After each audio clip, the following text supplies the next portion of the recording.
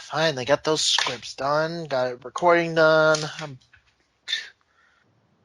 Got extra time. Damn, I'm bored. But why are you looking at me like that, MJ? I didn't know I was going to be writing only 2 scripts, and I didn't know we were going to have extra time. Writer's block hit you again, didn't it? No, I just got prepared for something later in the week. Okay. Something important you can't know. Okay. Shit. I need an idea. Uh-oh, L-Man, should we go hide in the bomb shelter? What bomb shelter? No, Oni's got an idea. That never leads to anything good. Even the whiskey's scared. Uncle Oni, don't do that! Just trying to think of some... OMG! I've told you before, I am not wearing your dress. When was the last time we did a RawDown Rebound? Oh, no. L-Man! Yes? When was the last time we did an RawDown Rebound? Let's see. Obama was president. What else? Oh yeah, we weren't in the shit we are today. I'm sorry, what? What? What'd you say? We were in the ship? I said we weren't in the shit we are today. Oh, yeah. If you recall, the last RDR we did was Elmo was like, Zack fucking Ryder is the Intercontinental Champion? No! I do not watch this in disgust. I shall post my disgust on the internet. You know what? Fuck it. Let's do it. Let's do an RDR. Oh, boy. MJ. Yes? Dust it off. Cue the intro.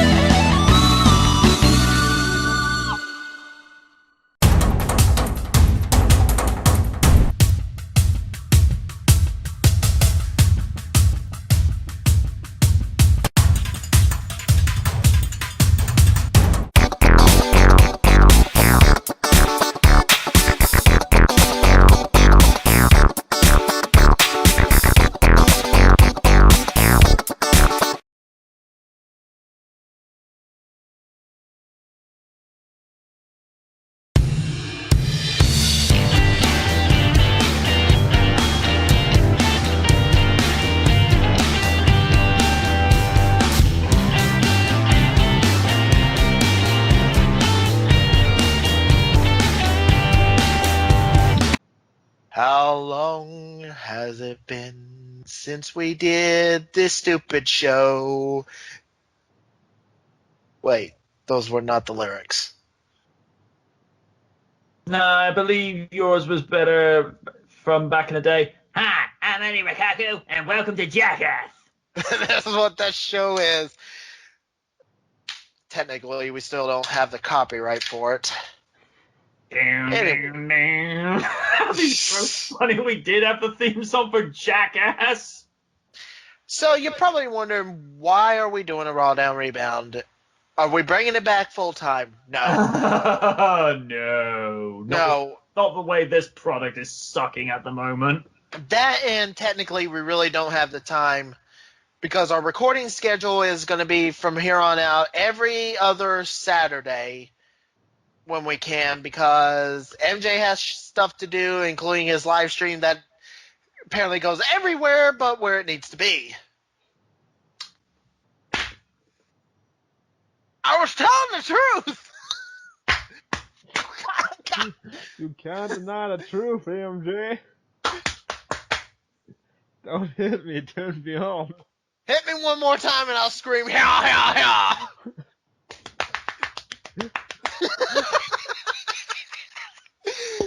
Yeah, we just got done doing This Tuesday in Texas in the Mae Young Classic, so... But legit, MJ has other stuff to do, and L-Man... Actually, he has a project, but he can't really reveal stuff because of legal stuff. That, or maybe, I don't know, who cares? Yeah. For discreet purposes.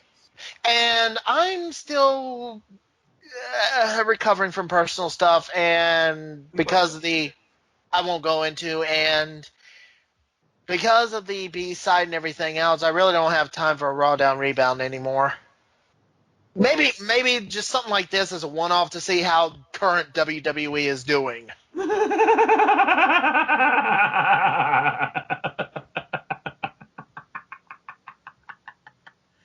I'm sorry, I needed to do that because this product, ugh. So, let's start off with the first Raw. Well, not really the very first Raw of the post-draft, but Ugh. let's call this the first Raw we're reviewing of the post-draft RawDown Rebound. And from what I've heard, it hasn't got any better. Unless your name is Braun Strowman. You can do whatever the fuck you want after that. I don't give a shit. Anyway, the video package starts off with the memory of Bobby the Brain Heenan. Bow your heads.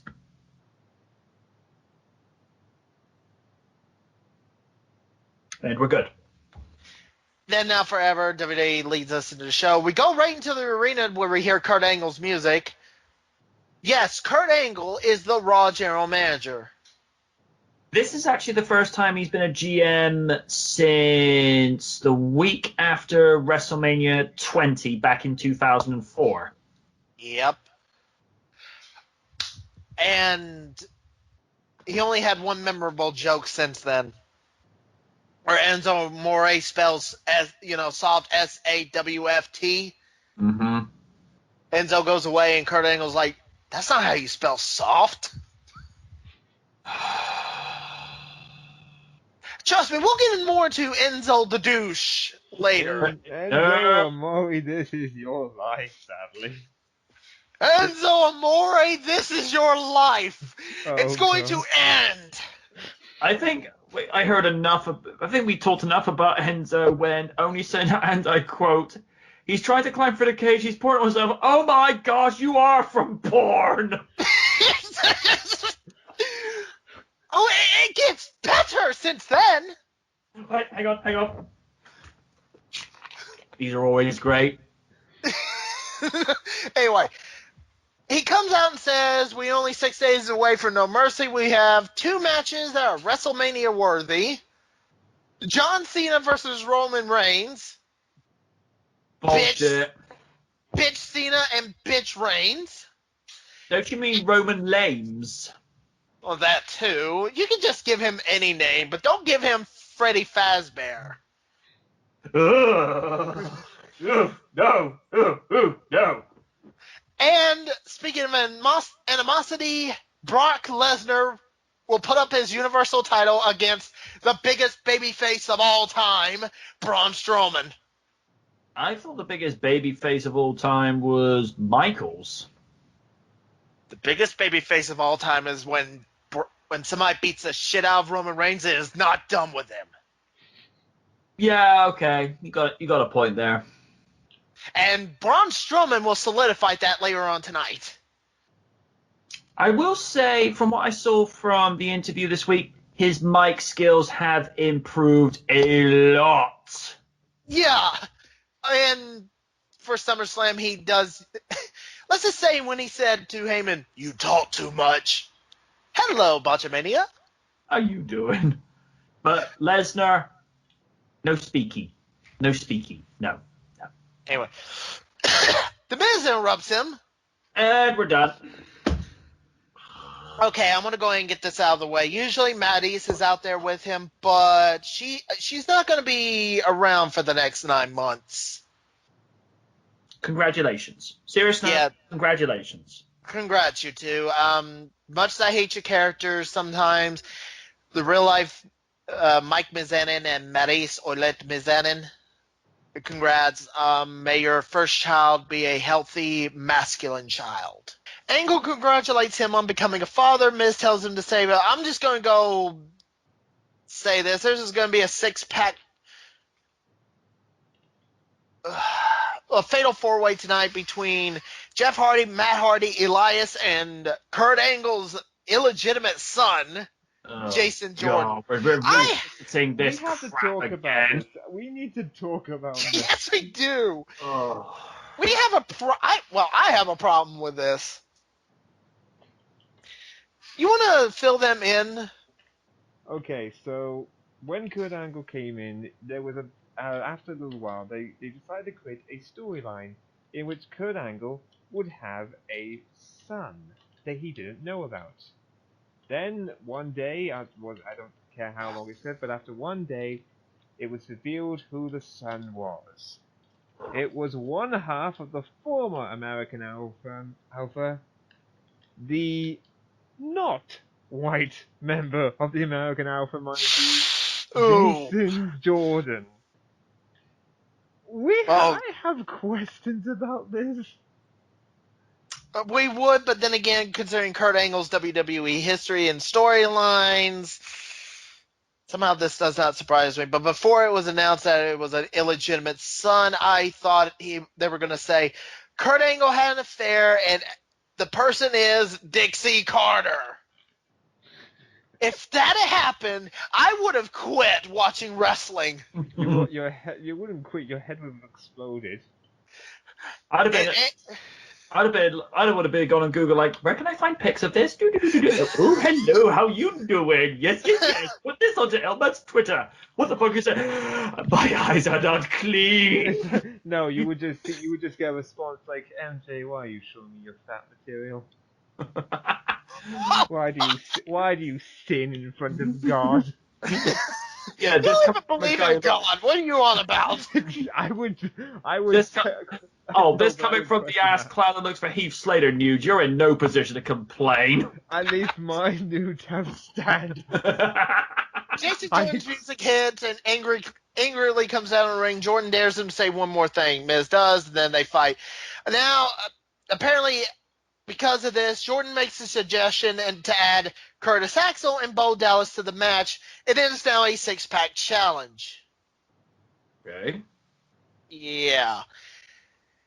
We come back from commercial break with Jason Jordan angrily pacing. Kurt Angle is saying you don't need to stoop to their level or something, or like you need. If you want to get back to the Miz, he can go to No Mercy and beat him for the Intercontinental Championship. Whatever. It's like, I'm supposed to get opportunities and stuff like that, and I was like, you're as bland as paper. It's like, we're all just waiting for the heel turn. We all know it's coming. Yeah, it is. Meanwhile, on SmackDown Live, at least Chad Gable has a replacement partner in Shelton Benjamin. And he's also the son of Daniel Bryan, is he? No. How is that even possible? I don't even know. L-man. That'd be like announcing live to the world, Oni is my father. We need Why, a DNA son? test. We need a DNA Son, test. you weren't supposed to say that out loud. Of course not, because L-man's your mother. That's a story. Now we're just going into freaking incest territory. Stop it! Stop it! Wait, incest? What do you mean incest? What the fuck are you talking about? Am I your mother? Wait. L-man's related to Oni? Okay, explain. Anyway, let's move on, please, before this deludes any further. Non-title match. Alexa Bliss faces Nia Jax. This was... Meh. Yeah, for Lil Trish. Oh, Then again, it's against her legit best friend, Nia Jax, so at least we know she won't injure Alexa. should we talk about that little moment from Raw a couple of weeks ago when Nia was carrying Alexa out of the ring and the look that Nia's face... Oh, you mean the house show? Yeah, this kid, he probably couldn't have been any more than 8 or 9. Nia's carrying Alexa out, and this kid just pats her on the ass, and Nia's face like, ooh. Oh my god. Kid's getting somewhere. That's horrible. I will go ahead and just go to the winner. Nia Jax wins via pinfall. Sasha Banks quickly jumps on Jax's back and punches away at her. Jax quickly powers off before turning to leave. Pretty much, Bailey's back, by the way. Yay! They all three of them beat up on Jax. They celebrate. Alexa's raising both their arms like, yeah, we did it together. I am so not going to be the Seth Rollins in this. And she gets her ass kicked by Bailey and Sasha. I like how they're just looking at her like, motherfucker, what you doing? Please don't hurt me. Oh, but we will, and we. Oh, this is getting so too. MJ, stop talking about your fat material. We come back from commercial break to see tweets about the passing of Bobby the Brain Heenan from various WWE superstars, including Vince McMahon, are shown. The tribute will continue throughout the night. Don't you think it would have been better just to have heard, even if they could put like very, very quick video interviews together, that would have been more in good taste rather than just seeing screen caps of tweets? I have no idea, and I'm not going to question it further because reasons. All right. Video package between Brock Lesnar and Braun Strowman. They will have a sit-down interview later tonight. Hey, Uncle Paul, am I going to talk? Yep. No, Brock. No, I am going to talk for you because I am your mouth and your brain. Uncle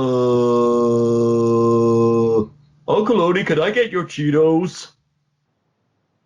Look here. I speak for Oni. You talk again, Lesnar, and I will rip your jaw out and use it as a spoon. I like bootios with a spoon.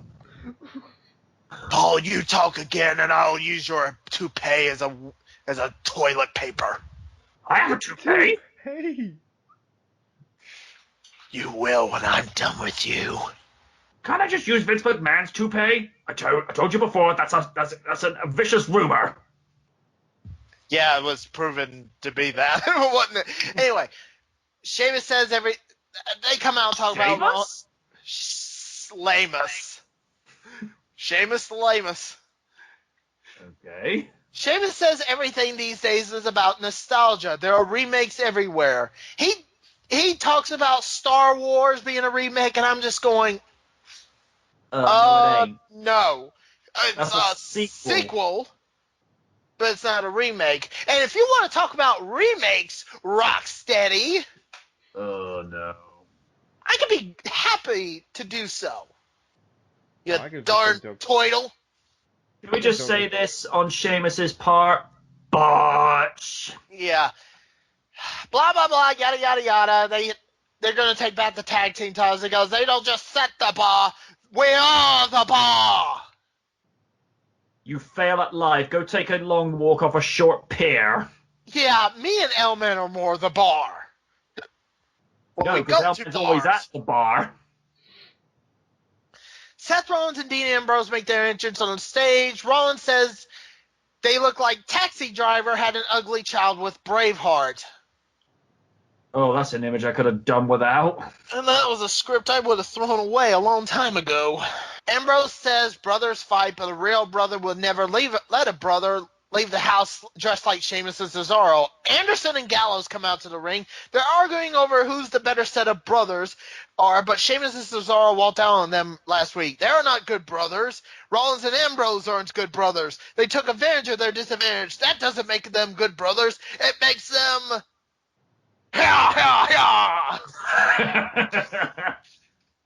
Brother. No, it just makes them... Nerds! What? Did you actually say that? Yes. Yes, they do say nerds. I have to keep pointing this out. When you try to insult people like us three by calling us nerds, you're actually kissing our asses. Might want to remember that. Yeah, just like every member of the Marvel Universe had to kiss Mega Man X's Reploid metal ass. Yeah, yeah, yeah. Tell me, Doctor Strange, how's my ass taste? I'm sorry, I am an X fanboy, and I just find this so giddy. Anyway, Rollins and Ambrose seem hurt. Rollins said just... Rollins says they shouldn't have said that. Ambrose says, nobody calls me a nerd. But we just did. It's like calling Marty McFly chicken. Nobody calls me chicken. Michael Cole calls this Revenge of the Nerds, and I'm just going to... Shut up, Cole. You know what that screams to me? What? Hello there, fellow kid. We come back for commercial break to a video package of Asuka. I swear to God, the next one I see better have her just staring at the fucking screen, smiling, and then does static, and then on top of it, she screams, I am God! I think... So Sonic.exe. Except it would make sense. You know why? Why? It's Asuka. Yeah. The chance I'm waiting to hear on Raw against the likes of, say, Alexa or possibly kill you. Actually, her first feud, from what I'm hearing, is going to be Emma. Oh, hello. Hey, Emma! Do you remember when you were Asuka's bitch? I remember the first time they did an interview with her on NXT, not doing an NXT takeover, where it's like, Asuka, I'm facing you next week. Are you feeling good about this? Yes.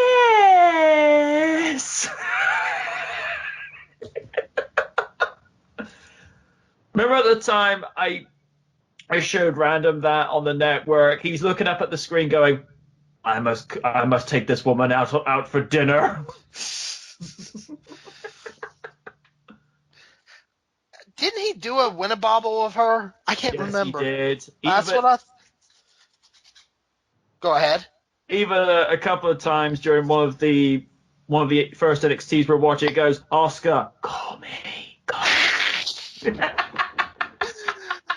Oh my God. That woman took crazy to a whole new level. And then again, Asuka fought Mickie James for the NXT Women's Championship, so... I heard that Asuka brushed off the chance to shake Mickie by the hand afterwards, which I thought, ooh. That was a heel move. They were trying to turn her heel, but it kind of failed. It's like, let's make Asuka heel, but people love her. Well, try anyway. It's not working.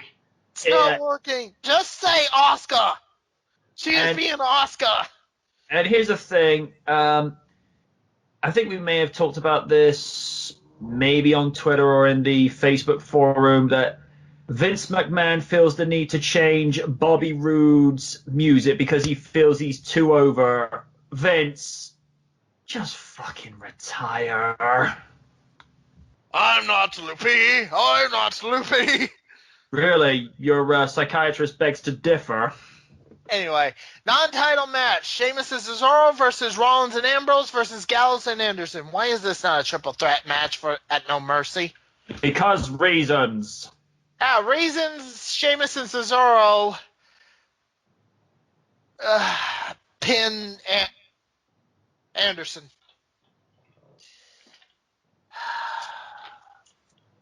Whatever. Yeah. The Miz is backstage with the Miz, Raj, and we're skipping. Please. Video package of John Cena versus Roman Reigns coming for No Mercy. Hey, can I do predictions for that today? I'll give one. Double disqualification. I'll give another one. The arena sets on fire, burning John Cena and Roman Reigns alive. Oh, is that too dark? Oh no, Elmas will be darker. My prediction, the world blows up, the end. Oh, that'll happen sooner than later. Actually, that's supposed to happen tomorrow, isn't it? That wraps for like the umpteenth time. For like the 67th time. So, what are you doing this Rapture? I don't know, waiting for death. MJ, what are you doing for this Rapture? Probably watching movies. Yeah, if we aren't all killed tomorrow, I'm going to be super pissed. Oh, please, you'll just go to the bar and just drink your woes away. Heath Slater's not champion. I'm questioning everything in my life. I'm gonna go move in with Oni. The fuck I ain't.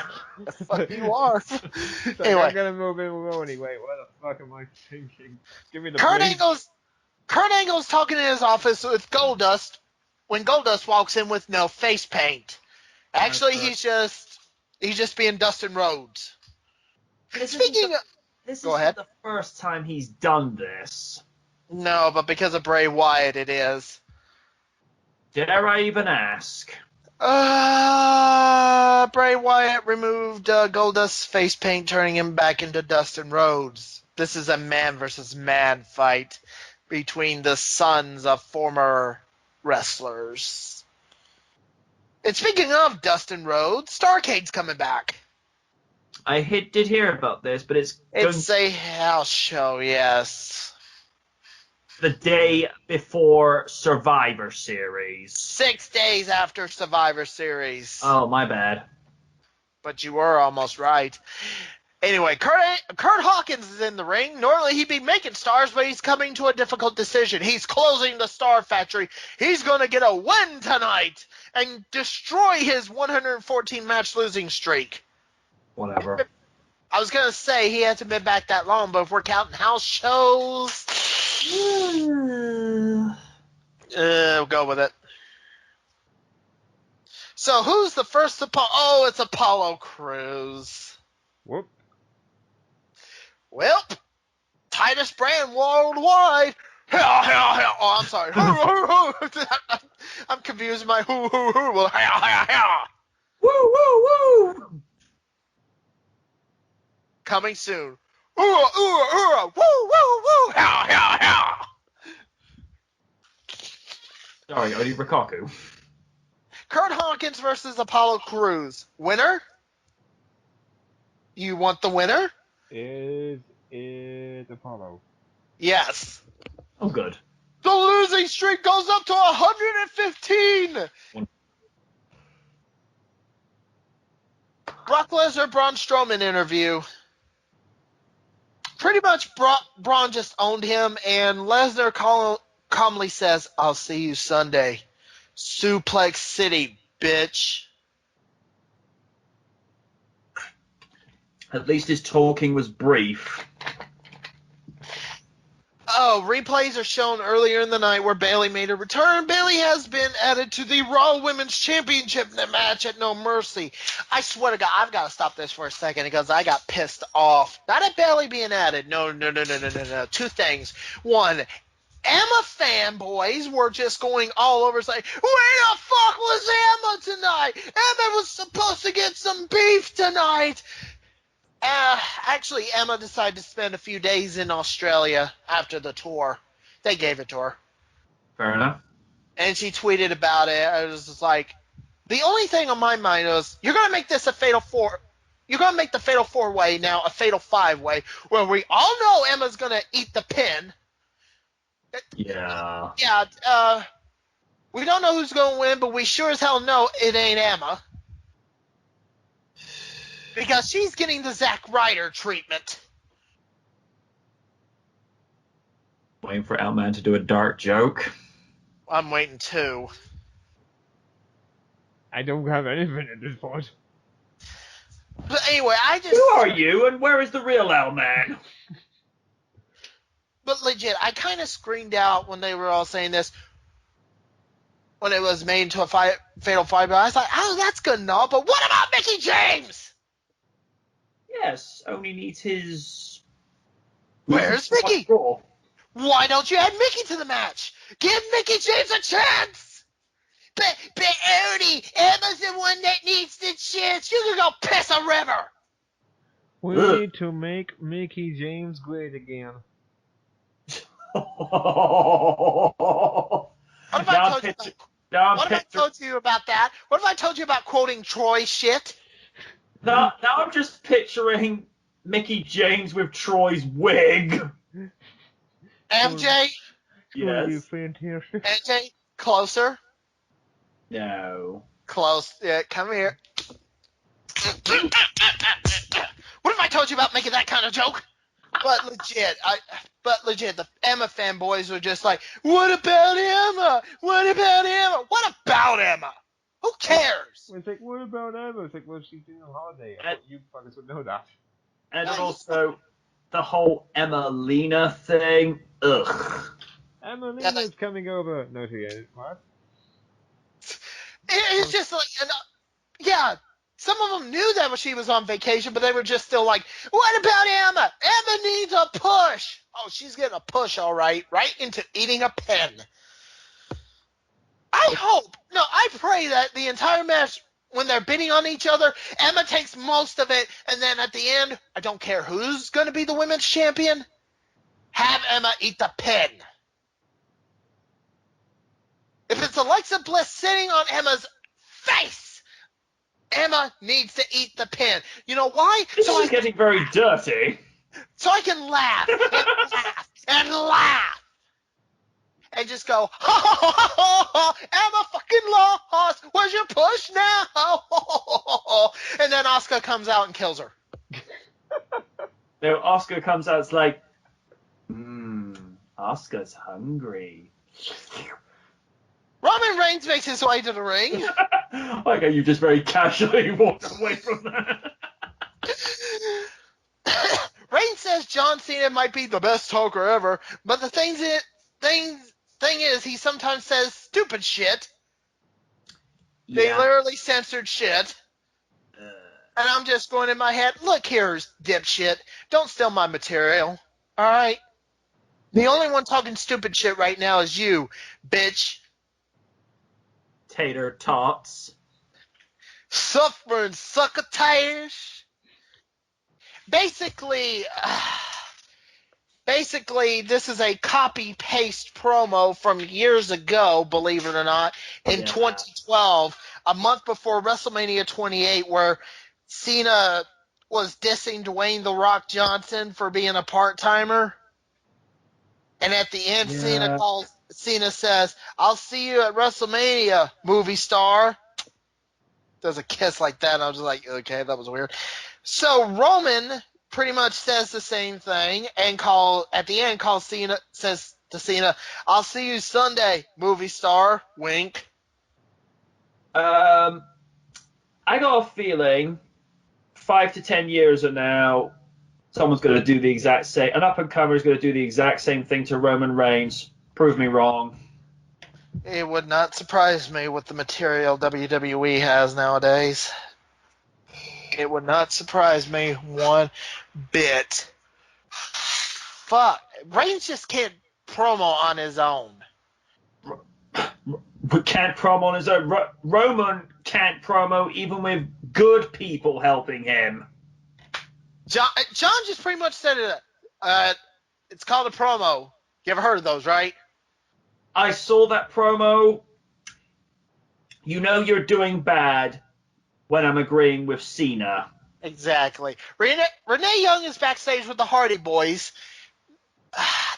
They'll say they'll seize the moment. Matt says he has to make it to No Mercy first. Jeff says, may the best Hardy win. Ah, yes. Delete! Delete! Delete! Delete! Delete! Delete! Stop cock blocking us and just give it already. Give us the juice, damn it. Oh, we're going to talk about GFW in the aftermath. Oh, we're actually having an aftermatch? Yeah, yes, we are. Because I have a bone to pick with Impact. The human body has 256 bones. Please be a bit more specific. The one they thought it was a good idea to have 3-year-old footage saying Bobby Roode had jumped from NXT. Right to the dick bone. Well, please don't do that. I actually want to sleep tonight. Actually, the dick doesn't really have a bone, but you get what I mean. Anyway. We come back from commercial break and we get a brand new Asuka is coming soon promo. And I'm just getting the popcorn ready. Who's again next week? Hey WWE, I will give you a promo idea free of charge. If you can do Asuka just staring at the screen, slowly smiling, static, and she screams, "I am God," without and ignore the religious fanboys out there, you'll have my vote. I'm not kidding. That needs to happen. You can put in red eyes if you want, but Asuka should get away with that. Sure, it's a joke now with Sonic.exe, but Asuka could pull it off. Or simple, Ra, I am Asuka. That too. Anyway, Bray Wyatt versus Dustin Rhodes. Do you want the winner? Please. Bray Wyatt. Finn Balor appears on the screen and just says, "This man created a demon." Balor has a very important question. If the demon is the creation of the man, which one is more dangerous? That's a very good question. That it is. I mean, Very we philosophical. L-Man has his light and dark side. More dark than light, but that's a story unto itself. But who did L-Man create first, the light or the dark? The dark. Of course, that would be your answer. And this goes into me saying that the man, which is me, created Oni Rakaku. Oni is a demon of Japanese mythology. Or Chinese mythology. If I'm wrong, comment section, please. But all I know is Oni means demon. But who created who? The man. I'm suddenly very uncomfortable around you. Which one is more dangerous, the man or the demon? Well, enough of this philosophical. Yeah, can we move on to crap. something a bit lighter, please? Well, we need to make something. We need to make something sound stupid to deliver this physiological crap. Poopy doopy googie diggy diggy. Okay, there we go. Hell. Wyatt laughs as while Balor's music plays. Enzo Amore is high-fiving people backstage. He's going to die next. Oh, maybe I shouldn't have said that. He's not going to die. Back that up a little bit because more tweets in memory of Bobby the Brain Heenan are shown. Michael Cole talks about Bobby Heenan being an original commentator on Raw, which he was during '93. Booker T says Heenan was the best commentator to ever call his matches. We do get a video package that includes the incredible life and career of Bobby the Brain Heenan. The crowd gives Bobby a standing ovation. Yep, deservedly so. We come back from commercial break to Enzo Amore. L-Man. Yes. Enzo Amore. Oh, it's Mr. Swifty, who can't sell soft.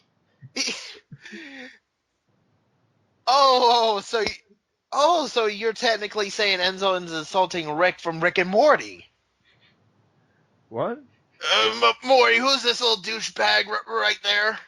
Oh, gee, I think it's Enzo. It's that guy known as Enzo Amore. He got kicked off a bus once.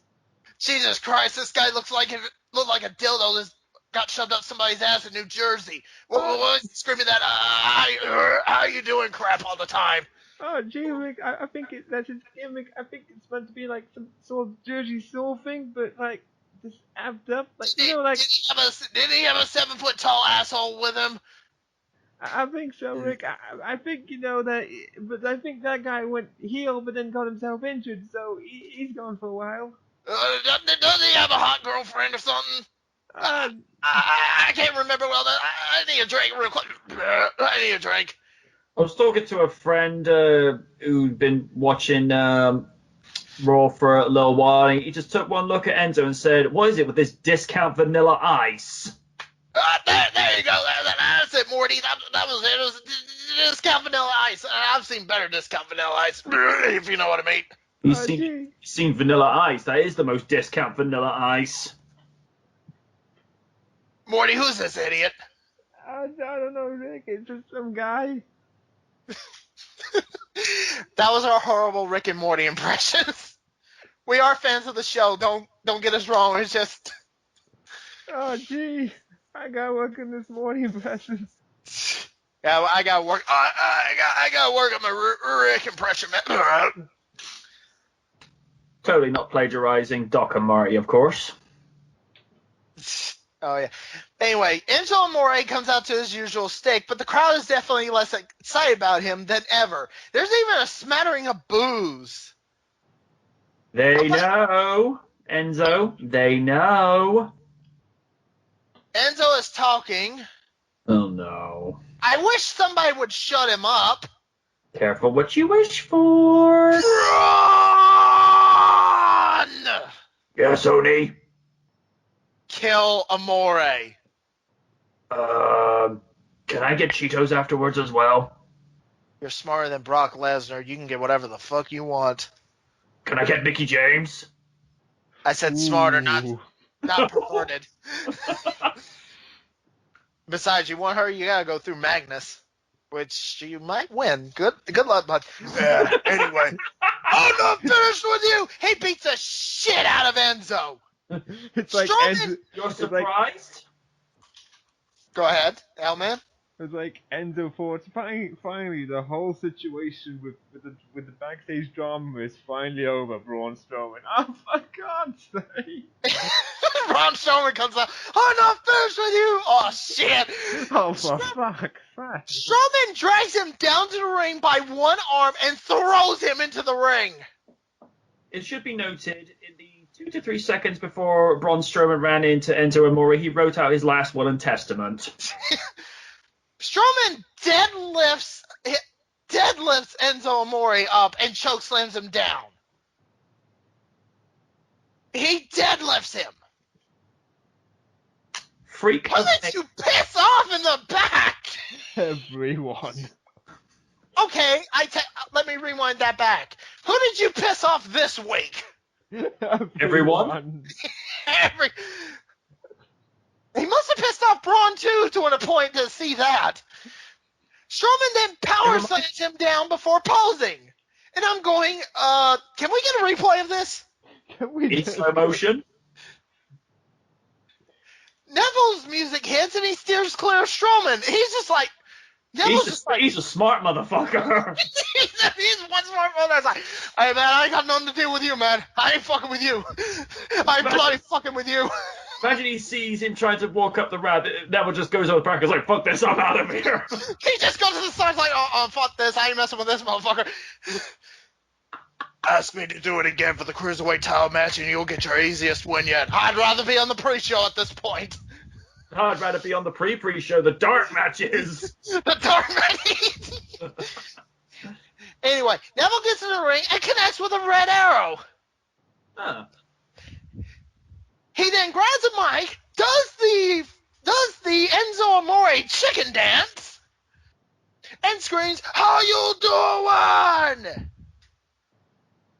Well, clearly not much, because he just got train-ridden by Braun. And if Marv Albert from Celebrity Deathmatch was here, he would say, "Let's see that again."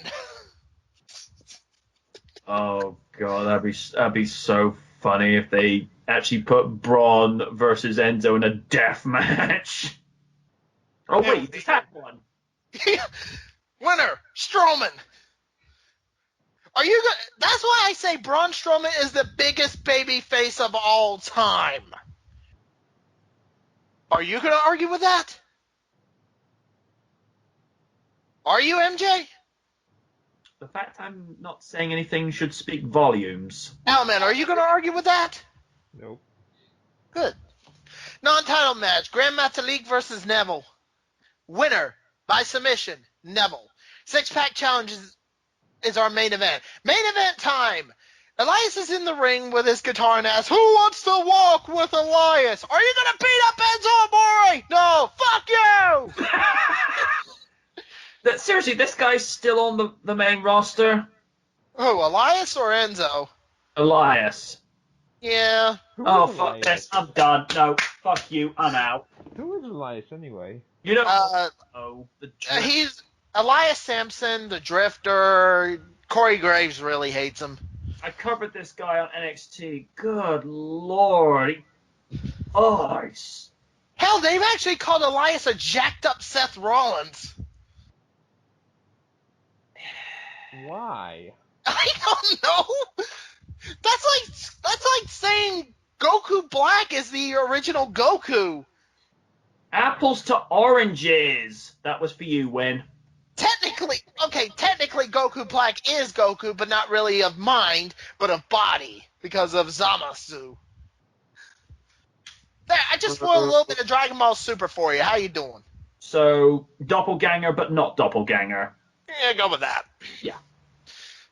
And yet, I still want Goku Black to beat the shit out of Enzo Amore. The main event time. Please. Elias versus Matt Hardy versus Jeff Hardy versus Jason Jordan versus Bo Dallas versus Curtis Axel. This is not elimination.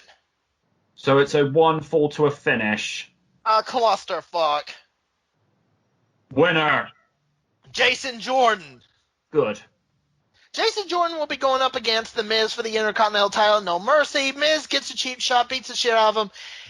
Miz says after No Mercy, he'll still be the champ. Kurt Angle will still be a terrible father, and Jordan will still be a bastard.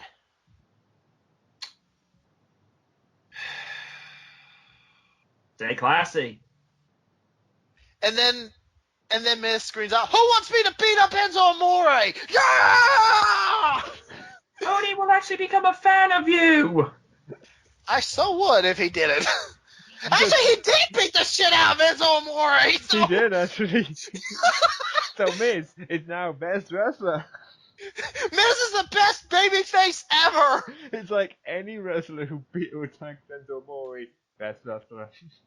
Oh, so even if Hogan came back for...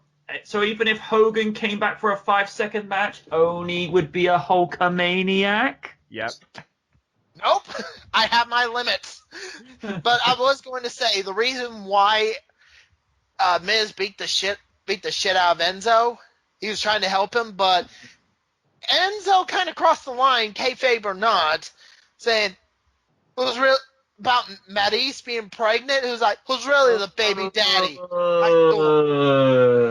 He literally said, "You may be the husband, but who's the baby of Maryse's baby? I mean, who's the father of Maryse's baby?" Oh, no. Okay, Enzo, is this scripted, or did you just come out of here mad about the whole bus thing? And how bad do you want to die? It's like, how much do you want people to hate you? Well, I'm a face. You don't act like it. You sure as hell don't act like it. You roll up, grab the tights. You're not, and you say, "Oh, it's an Eddie Guerrero thing." Exactly, but at least Eddie Guerrero had charm. Yeah. So let me guess. I do it for Eddie Guerrero. How you doing? He just said I that don't do a Rey Mysterio, dude. Oh. Well, at this point, it's like Enzo Amore's like, "Oh, well, I'll get more. Let's get more to Enzo Amore in the aftermatch as well." Raw ends with Miz posing with the tile 6. This is it. Actually, no. What did I give? I gave it something else. Hold on. Disregard the 6. I'm going through my Oni Rakaku Raw Twitter. Hold on. No, I gave it a 3. Sorry, it's a 3. Piss. When we come back, it's SmackDown. Based upon what Oni has described for Raw, I give this rating Enzo Amore. It sucked that bad. Did Enzo Amore get destroyed this week? The answer, yes. Therefore, good Raw. It's like, if Enzo Amore gets hurt, good show. So 205 Live was a bad show then, because he didn't get hurt. Yes, it was. Terrible show. No wonder why the cruiserweights are fading, which we'll talk about that in the aftermatch too. Question. If there's a situation where Enzo's going up against Zack Ryder, will Elman actually cheer for Ryder? He's actually thinking about it. Got to my glasses, my brain's bleeding. We'll be right back with SmackDown. I'm gonna die now. We'll be right back with SmackDown. Now we go to a Enzo Amore-less SmackDown. Bad show. Why the hate, L, man? Seriously. Enzo Amore was not beaten up, therefore bad show. He's got a point. It's like even if I want a soap opera, it has to have Enzo Amore getting beaten up. Stay classy, the pair of you. Hey, no respect. Coming soon to the WWE Network. Who wants to beat up Enzo Amore? Answer everyone. Including its mother. 20 seasons! 20 seasons! It says no 22. 22 seasons. 22 seasons! Plus a Christmas special. Where Santa Claus and Justin Rowland from Rick and Morty beat him up. Which then culminates at a WWE pay-per-view for Christmas called Seasons Beatings. The Big Show returns and knocks out Enzo Amore. Best match ever. Great Hall of Fame career. No, that's it. It's like when he gets inducted to the Hall of Fame. It's just that 5 minutes of that one segment of him punching Enzo Amore. Big Show, what is your most defining word? I knocked out Enzo Amore with the Big Show punch. Imagine if Enzo Amore Great match! Hall of Fame career right Yeah. 17 years from now, they're going to do Enzo Amore's Hall of Fame. It's just me segments of him getting beaten the fuck up. Actually, if you want to know the truth, I told Braun Strowman to beat him up, and Braun Strowman agreed with it before he injured me. Great discussion. Yes. It was perfect discussion. 10 out of 10. All right, SmackDown for real. Well, this is the first time since WrestleMania post week for WrestleMania 32 that I can't call myself Mr. Thursday Night anymore. We're over on Tuesday nights. That's interesting. So, what has changed since I've gone off watch? Oh, we're in the draft again. Shane McMahon's the commissioner. Wow, this is something. And speaking of Shane-O, he addresses the crowd before Oakland. Cheap pop. He's not dancing. He's all business. He asks to the crowd, did you just witness the cowardly act by Kevin Owens last week, beating down his father in the middle of the ring? I will give Vince McMahon this. For a man of 72 years young, the man still knows how to take bumps. Even though he bled like a fountain, it's like the man can still take it. I question his bookie decisions, but... Are we talking about Kevin Owens and Vince McMahon? Yeah. Do you mind if I chime in my 2 cents on this? I'm being legit on this. Sure. Technically, this was supposed to be something different, where Vince would be scolding his son instead and saying that at Hell in a Cell between Owens and Shane, Shane would put up his stock. The original plan was Owens was going to win. He would sell his stock to Triple H. We'd get that again, and then we'd see Triple H versus Shane McMahon at WrestleMania 34.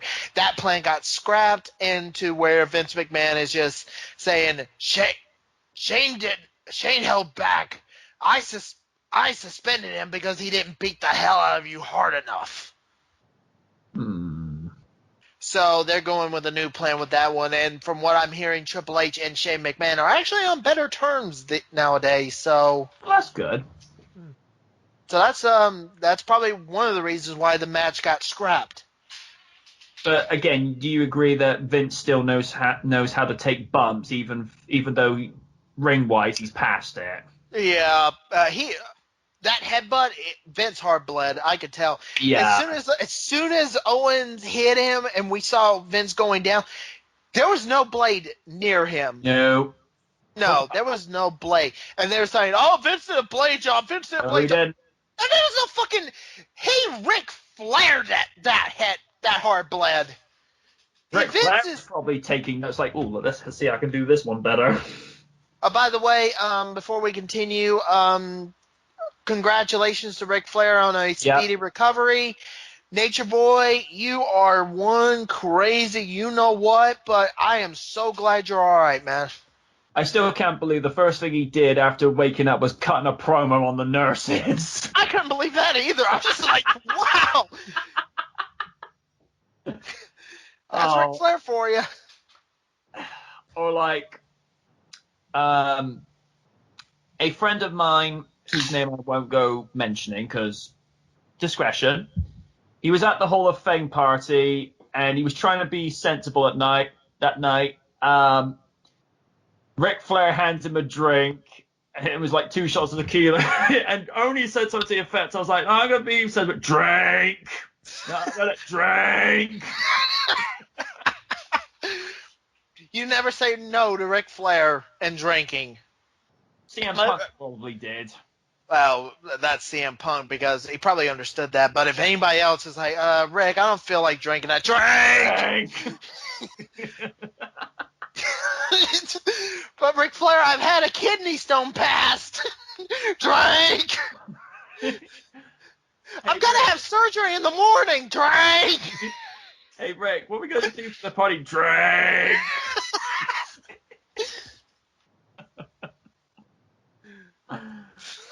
Oh, that was Tony Stark and Ric Flair go to a bar one night. No, Tony Stark, Ric Flair, and Homer Simpson. Throw in Hank Hill while you're at it. Damn it, boy. Boy, I tell you what, you boys are crazy talk. Woo! Drink! Anyway, back to Coming soon from RDR memes. Drink and yeah.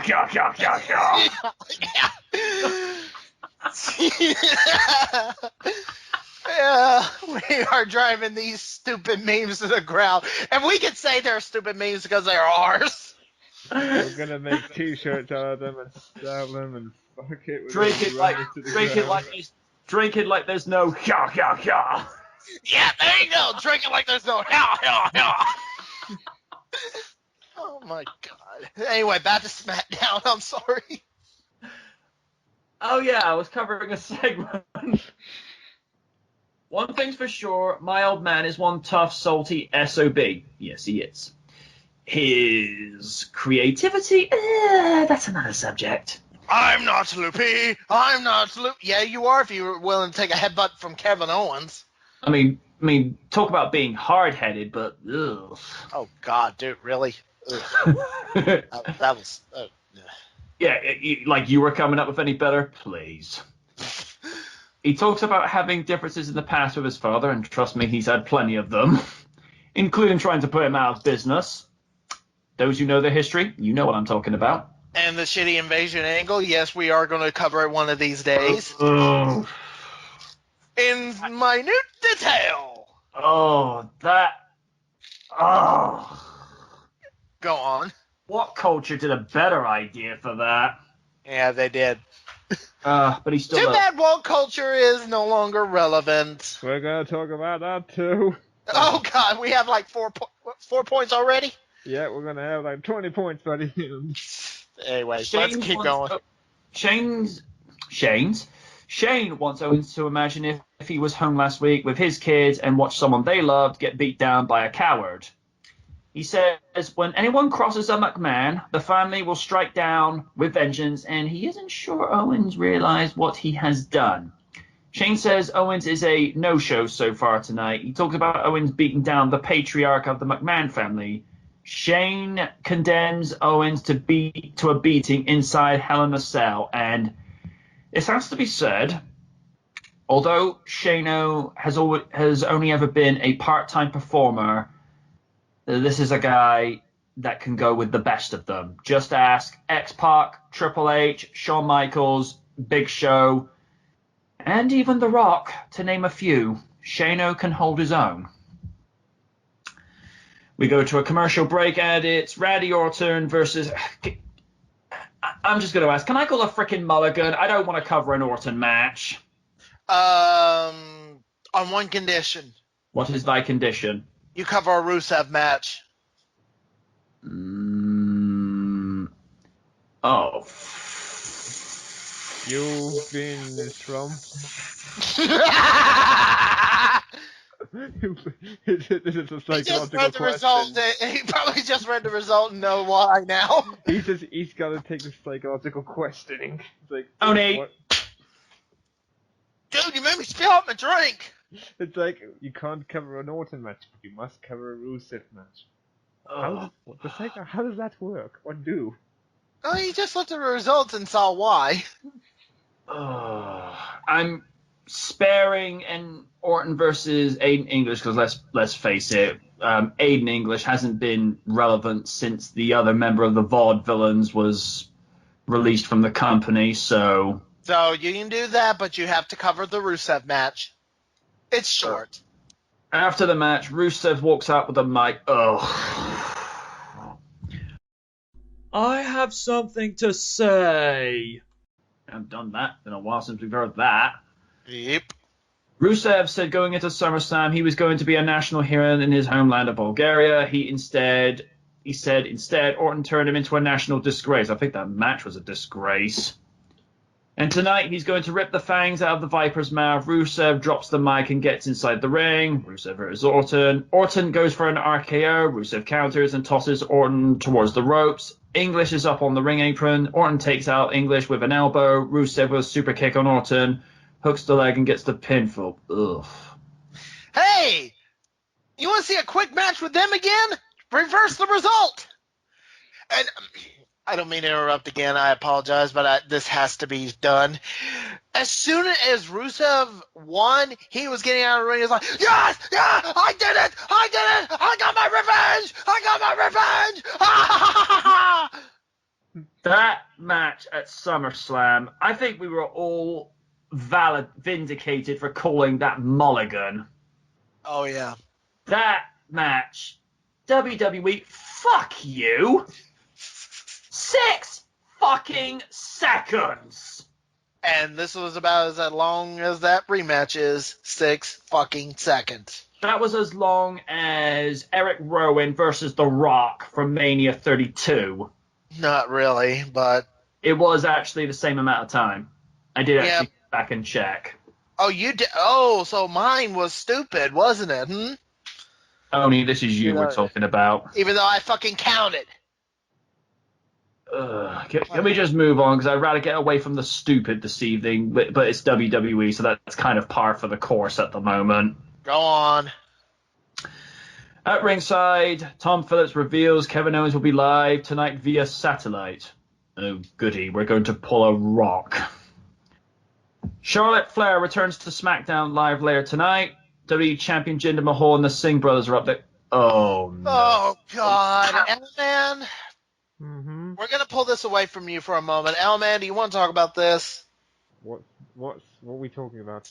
The quote-unquote controversial promo Jinder Mahal did on Shinsuke Nakamura. Oh, yes. So basically, Jinder Mahal pulled a promo on Shinsuke Nakamura where it was mostly just insults, which, okay, fair enough. But they were more controversial in a way.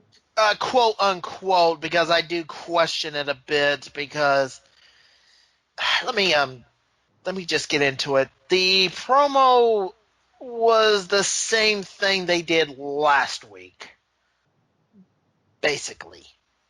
Mm-hmm. Yeah. And it was stupid then, and it got even more stupider this week. It was. I mean, in fact, it got to the point where WWE probably knew this because it's not on the WWE YouTube channel. I'm not surprised.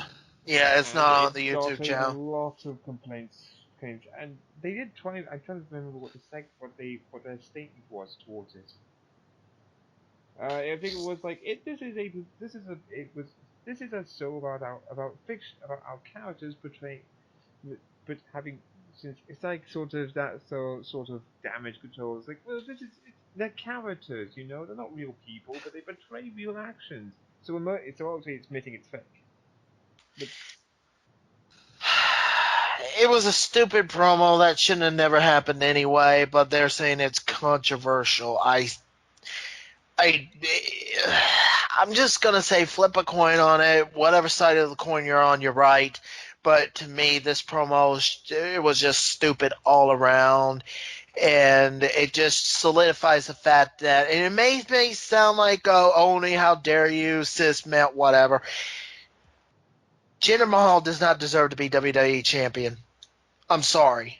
I've been saying this for a long time. Not because of the color of his skin or the race he's from or anything like that, because technically he's really Canadian. Exactly. And the whole thing, supposedly the whole Indian thing isn't even working. Exactly. It's not even working anyway, but it's not that. It's because he sucks on the mic. He sucks in the ring. The only reason he's even in this spot because of that, because he looks apart, which is dumb enough. When he's Canadian and he's on steroids. He's saying, no, I'm not on steroids. You've got back knee, man. You've got fucking back knee. Okay? And you're pretty much Vince's boy toy at this point. Oh, there's a mental image. I mean, when he won, it was hilarious. I would say that. It was absolutely hilarious because it was like, holy shit. They went and did the absolute mad people. And then I heard about the shitstorm that was Battleground. Oh. But the joke sort of has run its course. It's not only just run its course, it's starting to get to a point where people are wanting the belt off Jinder sooner rather than later, or it should have been done by now. You had him lose. You had him win against Shinsuke Nakamura, who is literally an internet fucking darling so high that... Exactly.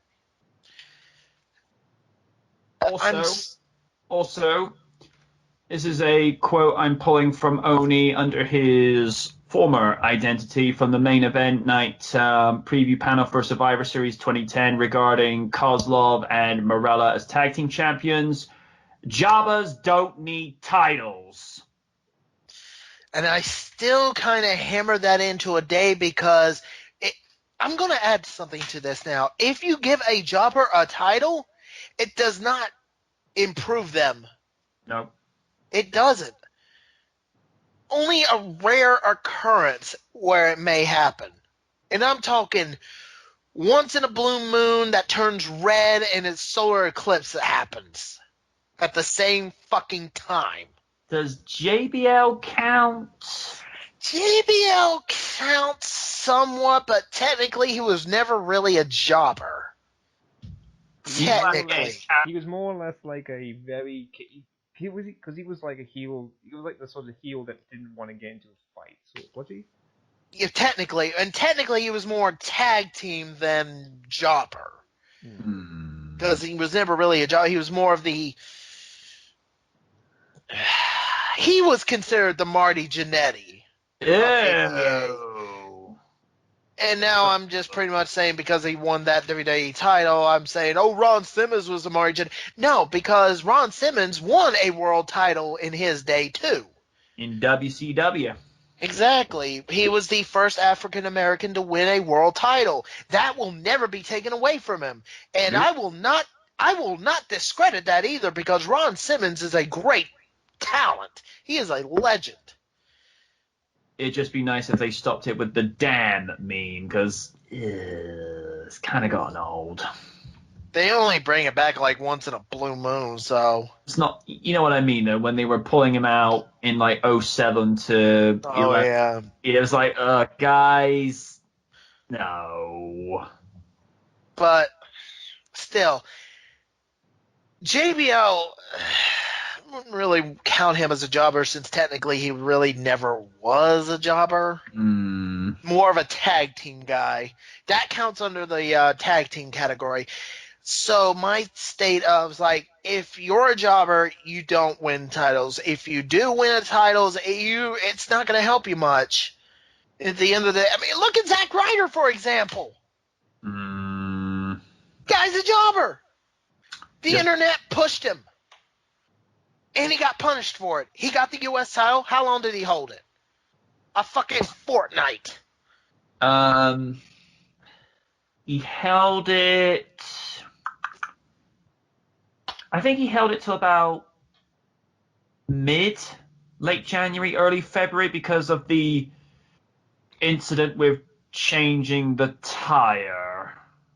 Yeah, exactly. 5 years on, that is still stupid. Exactly. And we're not going to get into that joke either. But I'm just saying, No. We've covered that once too often. I'm just saying, jobbers don't win titles, but Jobbers when they don't do, need- Jobbers don't need. Jobbers. If a jobber wins a title, it's not guaranteed that they're going to have main event status. It's just going to be a very,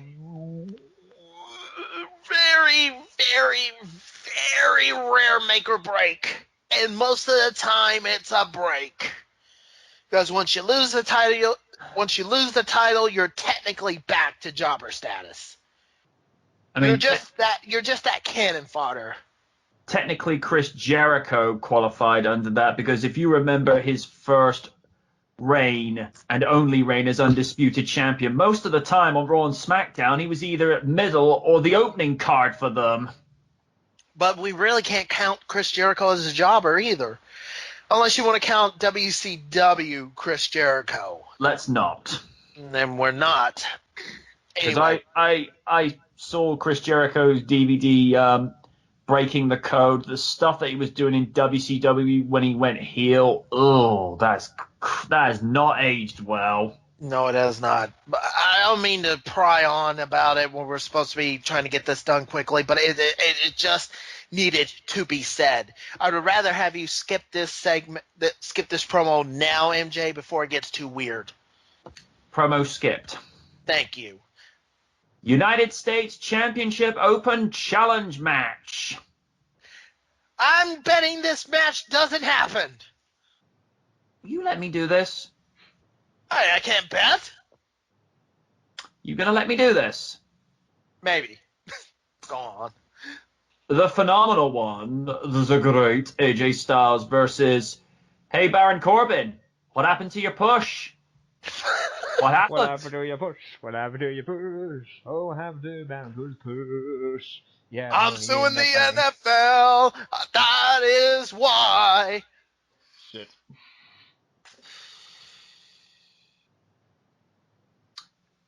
Oh, NFL for Baron Corbin, so nonsensical fucking loser.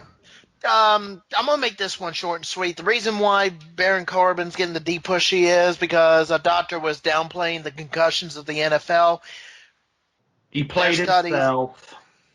Yeah, and Baron Corbin was like, that's kind of not true because we're suing the NFL as we're talking. There you go. Whoops. Again, Baron Corbin, nonsensical fucking loser. Before the match, Styles gets on the mic and tells Kevin Owens he has no idea what he's done being up Vince McMahon. He doesn't. He doesn't think Owens will make it out of the Hell in a Cell match. He won't. Styles turns his attention to the Shortcut King. Oh, Baron Corbin. Ow! We're getting salty tonight. He brings up Corbin taking a shortcut to win Money in the Bank in the briefcase and failing. Oh, he failed. He failed very, very badly. I mean, Cena didn't even need to bury him at SummerSlam, which we covered in the live streams for that. Mm-hmm. Styles talks about Corbin failing against John. I just mentioned. He says Corbin will fail against him. Styles says Corbin will never take down the house that AJ. You get the idea. I love AJ Styles, but that gag is getting old. We get introductions for the challenger and the champion. Corbin attacks Styles during his introduction. So we're attacking people before the match. Can you just start? Ty Dillinger runs into the ring and starts attacking. Oh, okay. Dillinger clotheslines Corbin over the top rope and continues throwing right hands over him on the outside. Corbin rolls back inside the ring holding his left ankle. Corbin is yelling at the referee. Styles dives in with a jumping clothesline. Styles applies the calf crusher. Corbin is tapping out, but the match hasn't officially started yet as the referee said, okay, Oni, you won that one. You won that one. Okay, don't get too smug. Don't get too smug. Hello, Sonic Forces. And then I'll think of one for later. Up next, Charlotte Flair returns to SmackDown Live. Backstage, Renee Young tries to talk with Baron Corbin. Corbin is not happy and says he sprained his damn ankle. He plans to get even with AJ and Ty Dillinger later. Charlotte thanks everyone for the support involving her father, Ric Flair, and Ric Flair, as Oni mentioned, congratulations on making it. We're glad you're still with us, good sir. And Random will probably be amused by this news as well, because we'll have endless Ric Flair impressions for later. Imagine adopting the joke we just made, like, hey, Nate, what are we gonna do? Like, drink. how we gonna win this match? Like, drink.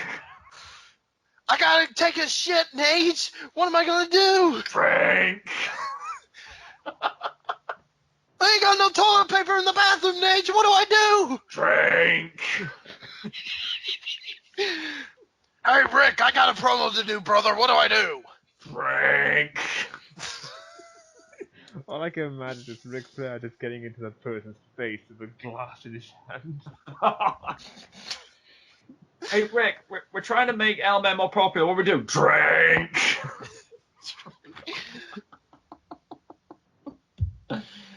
Oh, God. Hey, Rick, Hogan ain't howling enough. What do we do? Drink.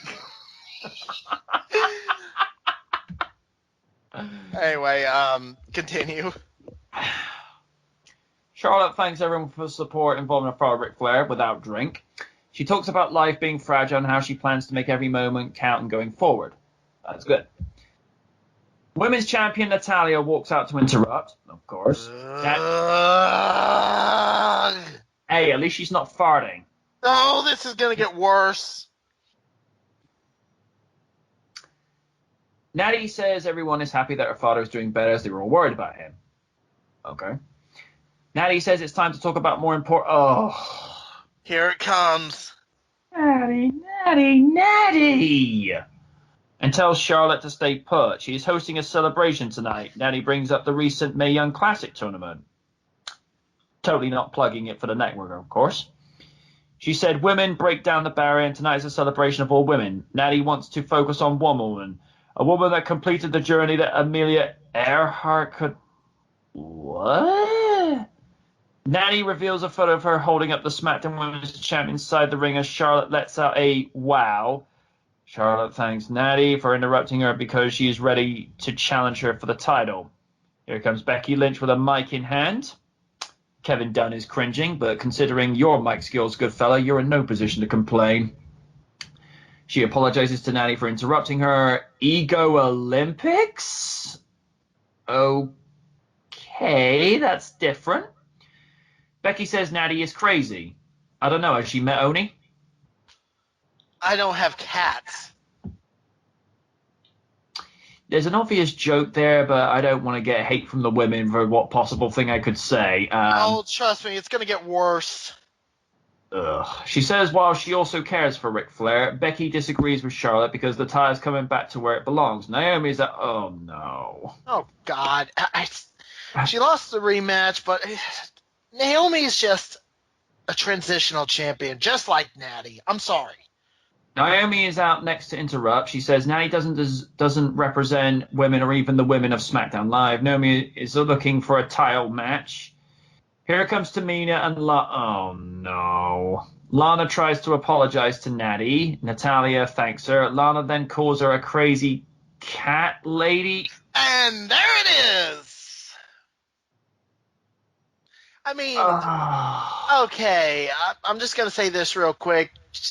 Technically, she does have a point because who makes an Instagram of their own cat? And I'm not talking about the people that actually make cat funny videos and cat Instagrams for other cats. I'm talking actual cat they own. Well, didn't you notice Spoonie made a Twitter for his dog? Excuse me a minute.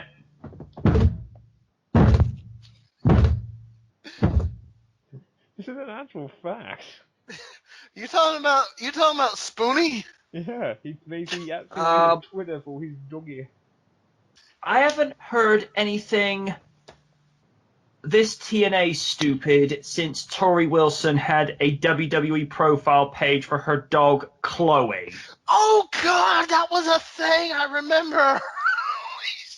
Because if you recall, when Tori came out to her music, which later became Michelle McCall's music a few years down the line, you'd see the graphics go to see Tori Wilson, and then she's holding Chloe on her arm, and then it would go up to Chloe's graphic. I'm like, what? I question that so hard. To this day, I still do. That was. That would be like me making a Twitter account for this Coke can I just drunk. Go Oni at Oni's Coke can. Hey, I just got drunk by Oni Rikaku. I feel empty inside. Oh! Oh, that's nasty. I'm feeling by purpose, and even I'm offended. Yuck. Oh, you would be, you fucking asshole. Get the fuck back to Alabama, Australia, you fucking bat. That's Alabama, Australia, third cousin removed, you know. Anyway, keep going. She says it's Tamina's turn when all these other women in the ring fail. Natty bails and says she isn't a crazy cat lady. Really, the Instagram begs to differ.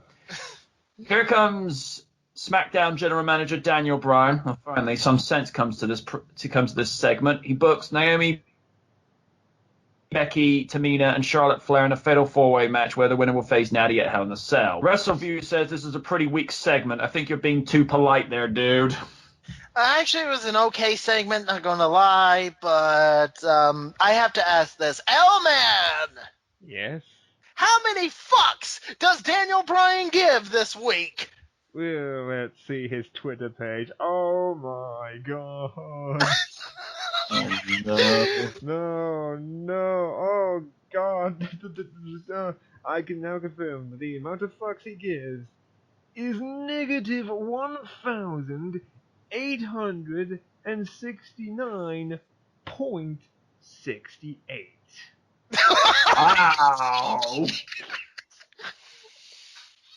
He just does not care! Seriously, it's like, holy shit, man. Holy shit, man, you're working for the company, yet you're pretty much just throwing out no fuck. It's like you want them to fire you. Oh shit, I think that's the case. That's been his plan the entire time. Hell, even Brie Bella is saying Daniel Bryan needs to get back in the ring.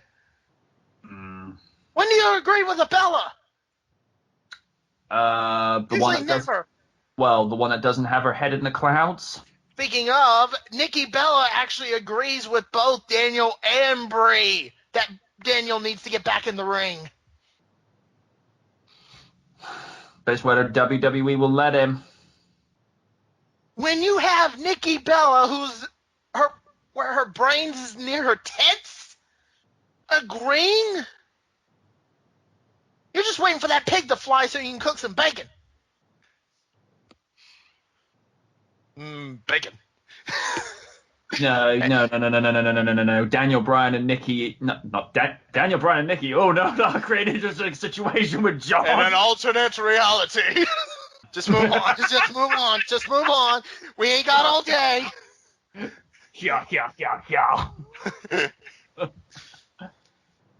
Non-title match. SmackDown Tag Team Champions The New Day. New Day Rocks. Versus L-Man's favorite tag team in the entire universe is in existence. The Hype Bros. Winner. The winner? Kofi hooks the leg of Ryder to... L-Man! Ryder ate a pinfall! Oh, hallelujah. That'll be 50 hair now. That'll be 50 hair man. Hallelujah. That is the best wrestling thing to happen all week. We haven't had any good TNA drama, though, in like 2 weeks. WWE and Flow Sports. Hold my beer! We'll get to that later, too. It's a crazy week in wrestling. When did never occur? Not insane week. And now Kevin Owens has a Dwayne The Rock Johnson moment. He's live via satellite. Can we skip? Yes. Actually, no. I want to point out something. The ending of the promo, at least. Kevin Owens is saying, I can't go to hell for what I'm about to do to you. People like me who beat the shit out of you go to heaven. That's not how that works. No. I'm a Baptist. I mean, I'm not that extreme religious, okay? But even I know that's not how that works. No, you beat someone down within an inch of their life, you're not going to be judged very well, my friend. Now we move on. Backstage, Mojo Rawley tells Zack Ryder he is sick of losing. He says he has something to give. Rawley says it's time to do something drastic to make change. And in the back of L-Man's mind, he's secretly writing fan fiction where Mojo goes and beats Zack down to a bloody pulp. And still is considered a face. And then Enzo comes out and Mojo beats him. Yes! And Mojo Rawley for WWE Champion. Up next. Oh, it's this fucking segment. Oh. What is it? Dolph Ziggler and his elaborate entrances. Okay, you know what? You're skipping that. I'm pulling something. I'm sorry, MJ, but this has to be said. Go right ahead. This was fucking painful. This is the stupidest thing I have ever seen in my entire life. I've seen stupider, trust me. When me and a friend of mine were watching SmackDown this week, we were talking on Skype, we both had just said, you know what? We're going to get drinks. Fuck this shit. Dolph Ziggler first comes out at Triple H. I literally tweeted something and said, how do you like that one, Paul? You're fired. And then Dolph comes out as Shawn Michaels. It's like, how do you like that one, Paul? And HBK's like, can you fire him already? Dolph comes out in the DX gear. How do you like that, Paul? Damn it! You know what? You're fired. It's just the stupidest fucking thing. It's like, I know you don't give a shit anymore, Dolph, but you're not Daniel Bryan. I mean, Daniel Bryan's is subtle. Yours is just hurry the fuck up. It's like, I'm gonna do everyone's segment because, oh my goodness, anyone could do it. It's like, yeah. May, are you okay? Have you finally snapped? That's like saying that Flow Slam isn't suing everybody because of content and removing the promise of a refund. My God, this has been a stupid week in wrestling. I mean, it was one thing when the Big Show was posing as other wrestlers in the spring of 2000, where one week he comes out as Rowdy Chopper, the other week he comes out as Show Venus, and then Show Kishi, and my personal favorite is when he comes out as the Showster at Backlash 2000, which I'm not a Hogan fan, but even I can look back at that and think, okay, that's not bad. That's not bad. And but here's the thing. That's not the cringe-worthy thing. I know I said cringe because I have a point with this. That's not the cringe-worthy thing I've seen out of this entire thing of Dolph's so far. I've got to go back to the first week he did it. He came out as Bailey. No, wait a minute. It was Bailey. No. That was the second week. That was the second week. We'll get to that in a minute. First week, he does a couple, and then comes out last as Naomi. And I literally screamed out, hello, Nightmare Fuel! Oni, just go ahead and smack me. Just do it, because that would be better than that image. Did he come out Oh, as the Ultimate Warrior one? yes. Yes, that was last said, week. He said something else as well. He said something else afterwards, like something about. I don't know what it was, but it sounded like he was insulting the Ultimate Warrior. I Yeah. guess so, but here's the thing. The next week he comes out as Shane McMahon, and then later on in the night he comes out as Bailey, and I was like, oh, he didn't get enough nightmare fuel for last week? Please someone knock the shit out of me so I can get that image out of my head. Oni. Do it, hit me, please hit me, please hit me. I'm trying to make a point if you'll let me, damn it. Will you hit me? Hit me, Daddy. I don't know. I want to get this nightmare fuel out of my head. Hit me, Daddy. Hit me, Daddy. Oni, let me try and make my point, otherwise you're going to live in an apartment with L-Man for the rest of your life. Hit me, Daddy. Just be grateful Dolph didn't come out wearing Naomi's clothes from a bikini shoot. Don't go there yet. It's not over yet. Hell, he might come out as Mickey James, and when that happens, I might just quit wrestling. What if he came out as Trish?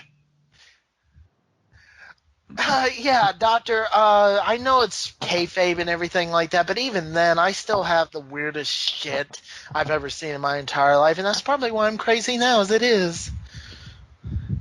You know you're crazy? Gosh dang, we've been telling you since you were 10. Anyway. Dolph just... It's all building up to this feud that's going to happen after No Mercy ends between him and Bobby Roode. Please tell me Bobby Roode is going to win. You know he is, but Bobby Roode, he's coming out flashy with the rose and the meme of the glorious thing that Vince wants to change, but at the same time, if you do that, the fans are going to hate you for it. But I digress. Why, they don't hate him enough? Oh, well, duh. I'm just saying, this is what's all building up to. I don't know when the payoff is going to happen, but if it doesn't hurry up and come soon before the worst of the nightmare fuel comes, even I will call this controversial. Yeah. So can we skip and go on with our lives? Yes, let's do that. Thank you. And then we'll tune into next week's episode of L-Man Conquers Everything. I'd rather see that than I would another gimmick infringement. You just imagine Elba standing at the top of a building with a machine gun. Who shall I conquer now? And he just licks the damn machine gun while he's at it. Ooh, this won't get controversial at all. No. What happens if I blow the machine gun? Wait, what? Anyway, let's continue on. We got to get to an aftermatch, remember? Main event time. Fatal 4-way #1 contenders match. Naomi versus Becky versus Tamina versus Charlotte. I'm just going to skip ahead to the end because it looked like a back and forth match where everyone was just trying to outdo everyone. It ends with Tamina super kicks Naomi off the ring apron. Charlotte to Tamina, hooks the leg and gets the win. Oh, look at that. Tamina eats another pin. What a shock. What? Actually, I don't care. So Oni, how dare you insult Tamina, you sick bastard! I'm going to be a sick bastard when I'm telling the truth. So Tamina's just basically SmackDown's version of Nia Jax. Just swap her out, you get the same result. Yeah, except Nia Jax gets the results done. True. Winner and new #1 contender, Charlotte. Charlotte would challenge Natty at Hell in a Cell for the SmackDown Women's Championship. Backstage, we see Natty looking on at the result.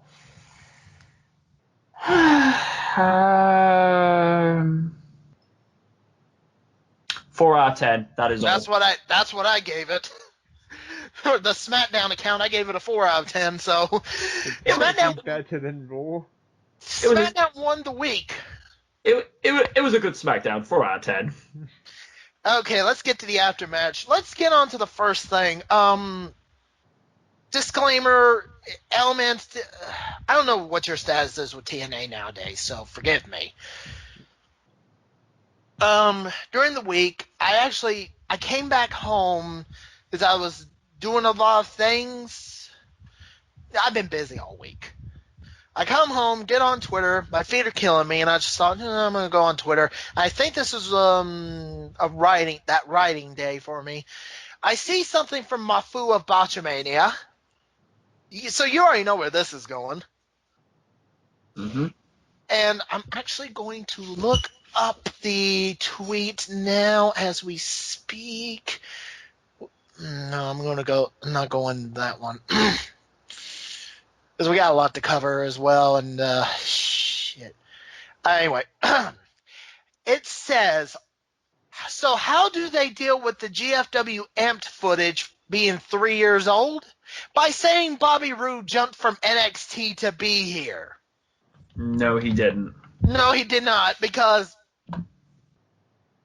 GFW/TNA, well, technically just Impact now, and I'm going to get to that in a minute too. They think we're stupid. They must legit think we're 100% grade A stupid. Now that's TNA Mecca, but that's another story. L-Man, do you believe that this footage is fresh or 3 years old? 3 years old. Do you believe that Bobby Roode has jumped from NXT when technically he's really on SmackDown to GFW? No. See? Even a TNA fan could tell you that. Well, it's like, why don't you just admit it's 3 years old? It would have been fine. You don't have to say, oh, it is come from NXT to here, even though we got SmackDown. It just, I even wrote, it just don't add up. Nope. Like, what happens if he comes back onto SmackDown and then you do it when he's on the same week as that? What do you do then? The problem is you just said he jumped from NXT. So this was done even before he made the jump to SmackDown. How the... You're trying to find logic here, and there is none. New owners, same stupidity. I swear to God. Just give a wig to Ed Norhelm, put some lipstick on him, and have him scream Dixieland. Oh, wait, hang on. Is this the guy that everyone's been chanting, fuck that owl? Yep. Ugh. We have a face to the person that has been pretty much saying he is the male Dixie Carter. Oh, God, that's an image I don't need. There's your nightmare fuel for the week, by the way. Imagine him going, yeah. No, he's too stupid to go, yeah.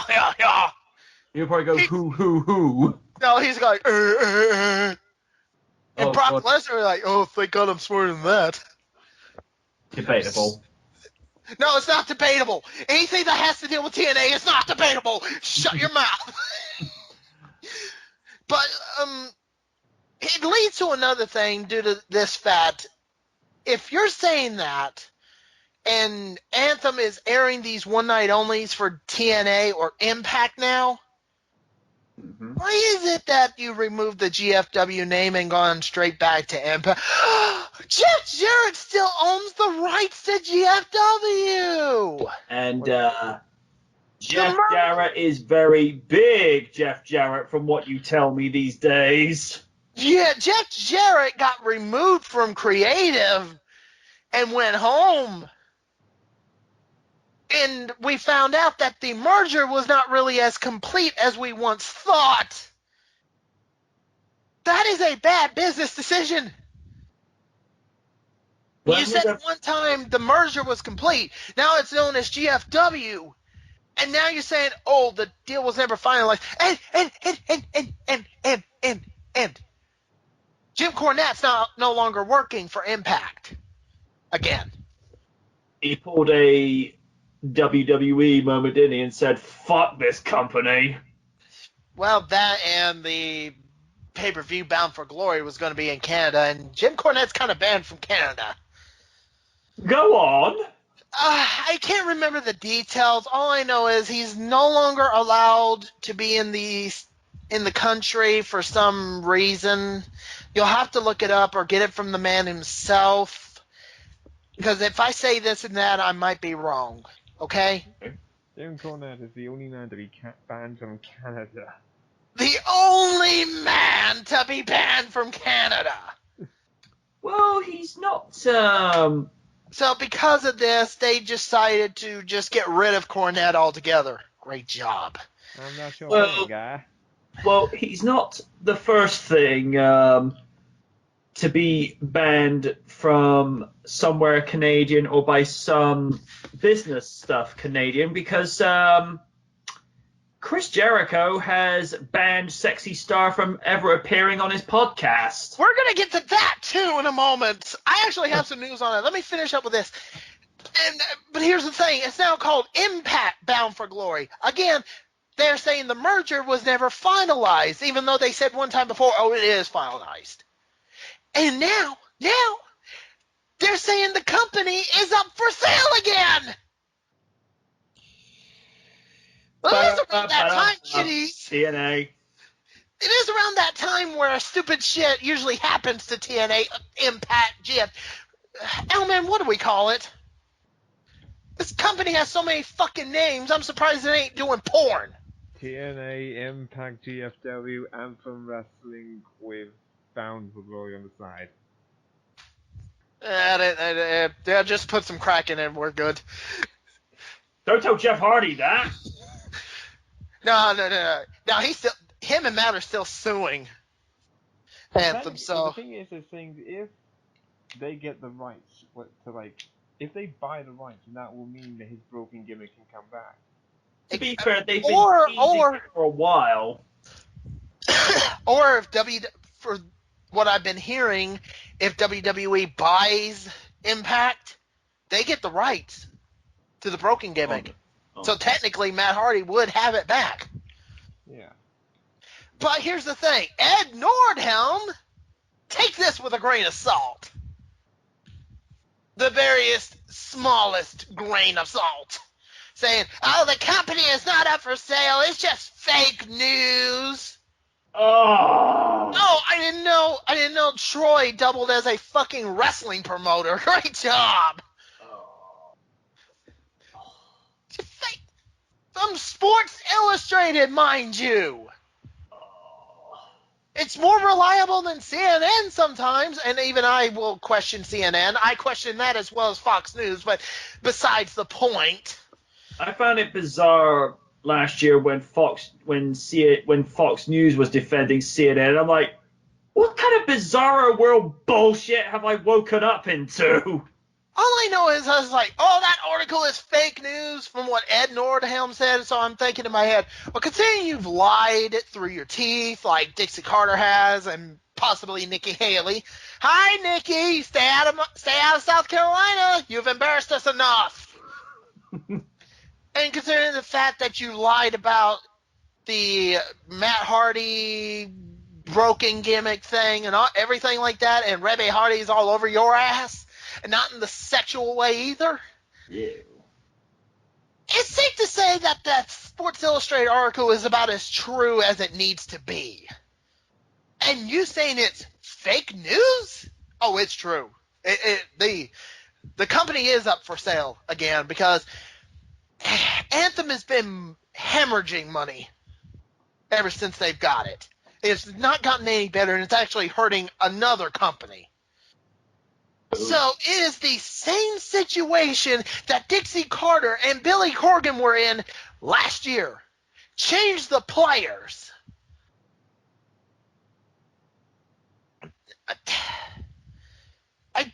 I know L-Man will probably scold me for saying the usual, this company needs to die and everything like that, but after everything that has happened, after everything, even with a new owner, and now you know it's hemorrhaging money, Elman, is it safe to finally say this company needs to die?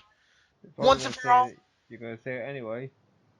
I'm going to say it anyway, but I'm being honest with this.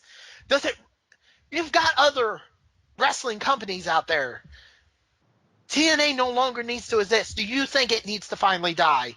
It's been embarrassing enough. It's just gotten to that point. Yeah, in a way, it's sort of at this point. At least, I mean, I wouldn't say die, but at this point, it needs to really. At this point, it really needs to get something done, if it's even possible at this point. It's not. So I'm just going to give you a simple yes or no question. Does TNA/Impact need to finally die? Yes or no? No. Okay. Okay, reason. It's still, I would say, it's still a possibility. It's a small one, but it's still a How possibility. small of a percentage are we talking possibility? 20, 30%. It's about as much as I thought I would never give it. I give it 10. And that's giving it too much. Okay, the way it's looking, the only buyer that's left is WWE, so they probably don't have an. I mean, there's a small rumor of Billy Corgan trying again, but with him owning the brand of NWA, the National Wrestling Alliance, but technically WWE owns the copyrights, from what Jim Cornette has said. It's sketchy at best. Speaking of sketchy, the same day, mind you, WWN, actually no, Flow Slam is suing WWN for data breach. But here's the thing, Flow Slam is in the wrong. Oh. Yeah. Considering the fact that they charge $20 a month for unlimited content, Right. $20 a month. You sign up to New Japan Pro Wrestling's version of the network, you get it for $10 Right. a month. Okay. You sign up for WWE Network, you get it for $10 a month. That's everything.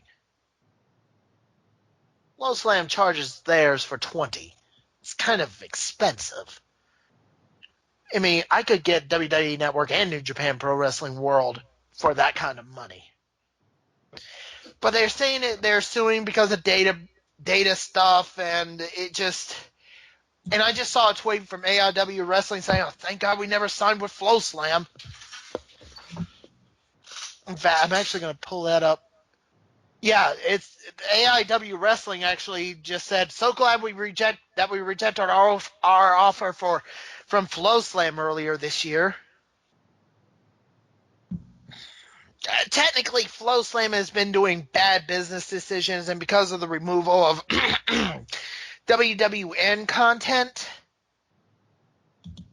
their pickings are now slim to none. And add to the fact that they just removed a thing where they promised you a refund. So if you got it for $20 a month and during your middle of the month you found out all this and you wanted to cancel, no refunds! No refunds for anyone. Not even you, Al, man. Aww.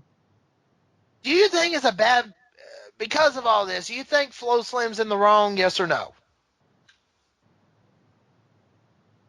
Because of bad business decisions. I don't know the full exact details, but if it's going to a point where they're not even offering refunds because of it, and they're just suing for suing.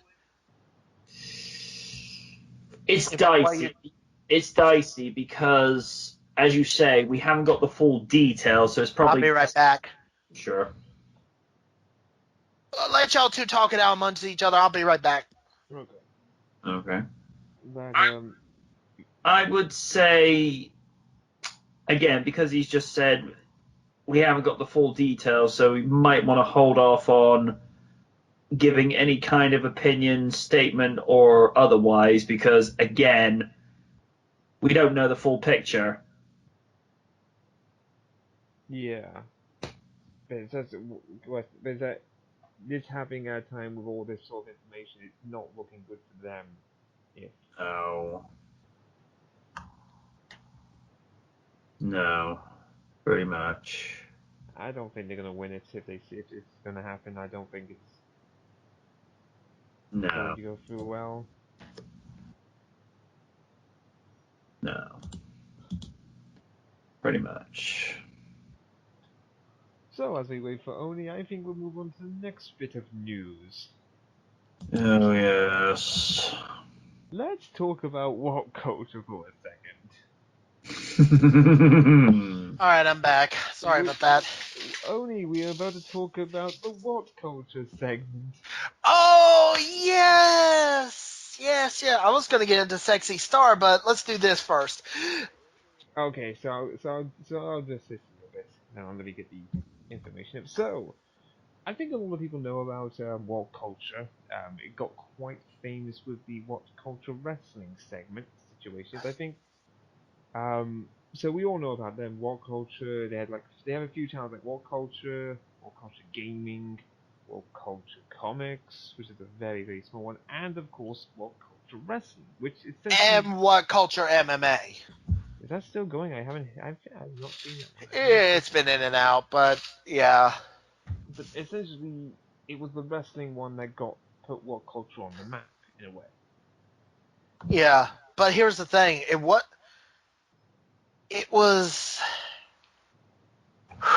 Can't even say it without about ready to sneeze too, and that's the problem.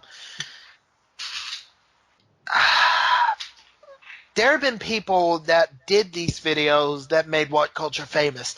Adam Blompiade, Adam Pacitti, Ross, King Ross, Jack the King Jobber, Ross, Jack the Jobber, and there was one Simon. guy, Simon. Yeah, but Simon's well, technically, well, let's leave Simon out because he's technically still there. Well, I'm gonna go through the list later in a minute. Yeah, but and there was this one guy, Sam. I think he was more behind the scenes. He was more behind the scenes, but anyway, on Tuesday, September the 19th, World Culture released the following segment, saying that with the status that announced that they were losing 5 members of their staff. This included Jack King, aka Jack the Jobber, Sam Driver, Ross King Ross, in other words, but the two biggest names were Adam Pacitti and Adam Blompier. The two biggest names on the What Culture Wrestling show are leaving at the same time. And this caused a huge shitstorm. Like, I'm not gonna. Now, of course, What Culture said, we'd like to thank them for their work in the past 2 years, wish them the best in the future endeavors, blah blah blah blah. We got brand new personalities and brand new shows coming in the future. Yeah, good luck with that.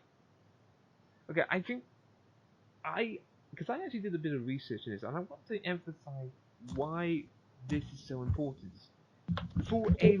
Because I discovered that from that the World Culture Wrestling web page had more subscribers than What Culture's main page until the Saturday before this was announced. Mm-hmm. So literally just a few days before this, World Culture Wrestling was still the most popular World Culture web culture page. Then this was announced, and I'm actually going to take a look at their sub count and how it's changed. Just give me a moment, because there was quite a big situation. And I'm gonna go ahead and say this right now while you're doing that. I thought Adam Pacitti was the owner of What Culture. I was wrong. Okay, so on Monday, the Monday before this was announced, they had in total 172,409 subscribers. Wow. So you know that is the most any wrestling channel has ever got on YouTube ever. From now, as we're recording, they have 1,157,771 subscribers. On the Tuesday they announced this, they lost over 7,000 subscribers, which fair enough isn't a huge loss. But considering that before this, they were making it around 500 subscribers a day. Wow. I wouldn't mind that. And then as soon as this was announced, they've lost I'm reading this from the social media account. 7,000 subscribers, 4,000 subscribers.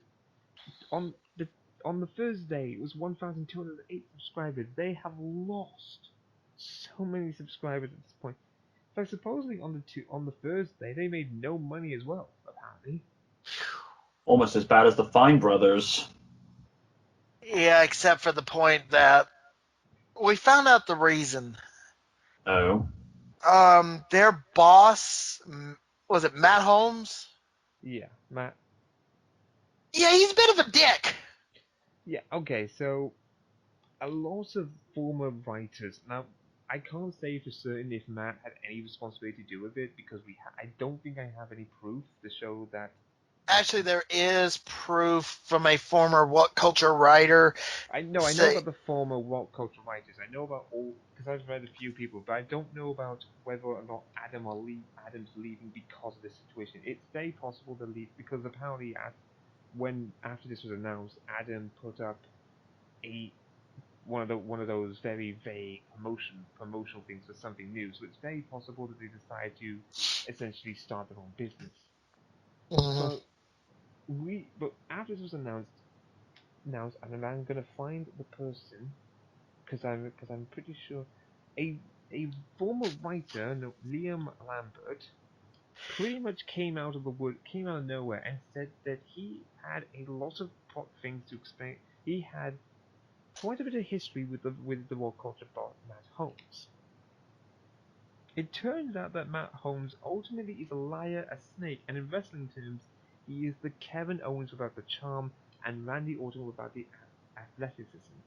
Ooh. This is from Liam himself. He said he was hired under the false pretense as a magazine writer and was never allowed near the magazine. He was only there to pump out generic list articles every day with next to no editorial guide to help, and pretty much he would get them rejected because they were overdone. And then essentially, to this day, he still has his articles being put into videos, despite the fact he's no longer with the company. So essentially, and this is not what's one thing. Another writer has come out and wrote a review of World Culture, gave it 1 star out of 5, and pretty much said it was a shit company to work with. If there are a lot, like in the past year or so, people have come out and said that the job is crap. In fact, on the Glassdoor website, the company at this point only has a 2.6 out of 5, which fair enough. It's still over half, but 2.6 out of 5. Would you work there? No. No. Hell no.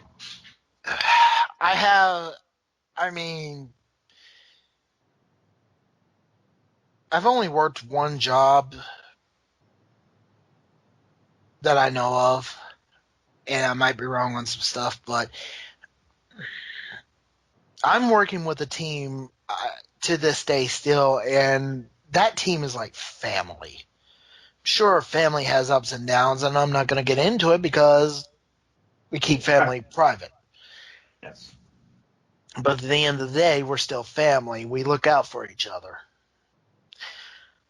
And I would not want to work for a team if I knew that kind of situation that happened with What Culture. And I'm not going to. There's been the former What Culture staff has been trying to do some sort of damage control, even though they're leaving and saying, "Oh, please don't insult them. They're just doing their job." When they probably know the truth, but they just want to try and get this moved on quickly as possible. Mm-hmm. Because they don't want any more backlash. They don't want any more to deal with it, and they're just sick and tired of it. I don't blame them. But at the same time, What Culture only has one personality left that people know of. And that's Simon. Simon, yeah, that's Yeah. it.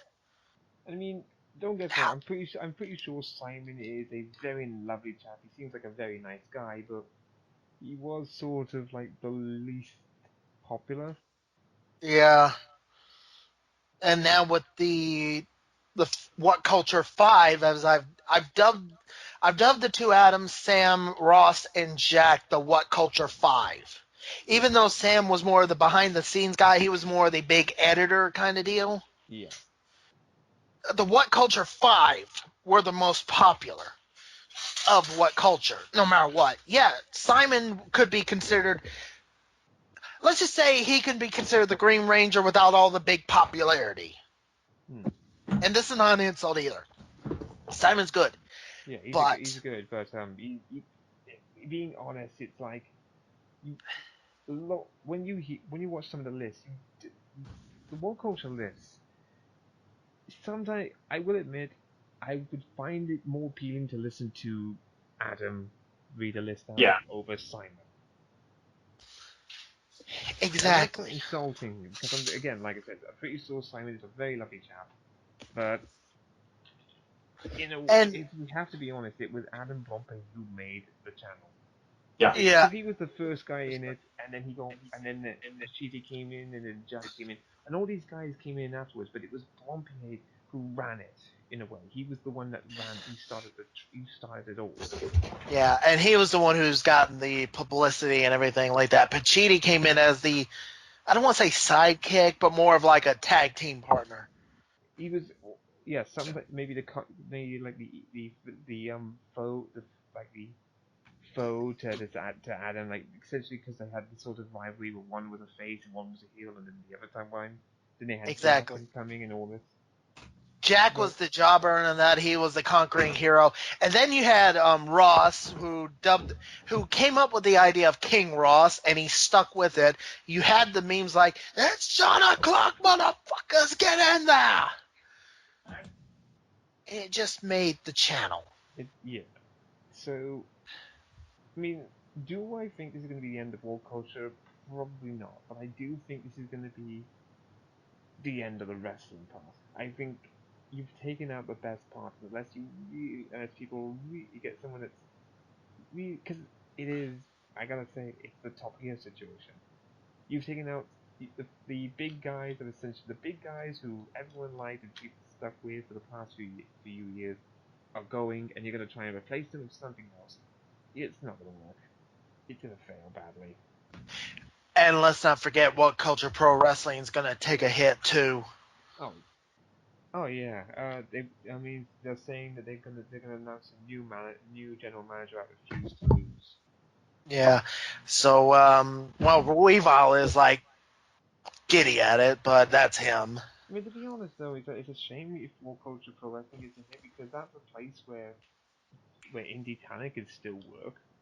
Yeah, we'll see what happens with that. But we're not going to be missing the What Culture 5 for long. We've Adam Blumpy has already posted something on September 19th. All it said was join us, and it said C5.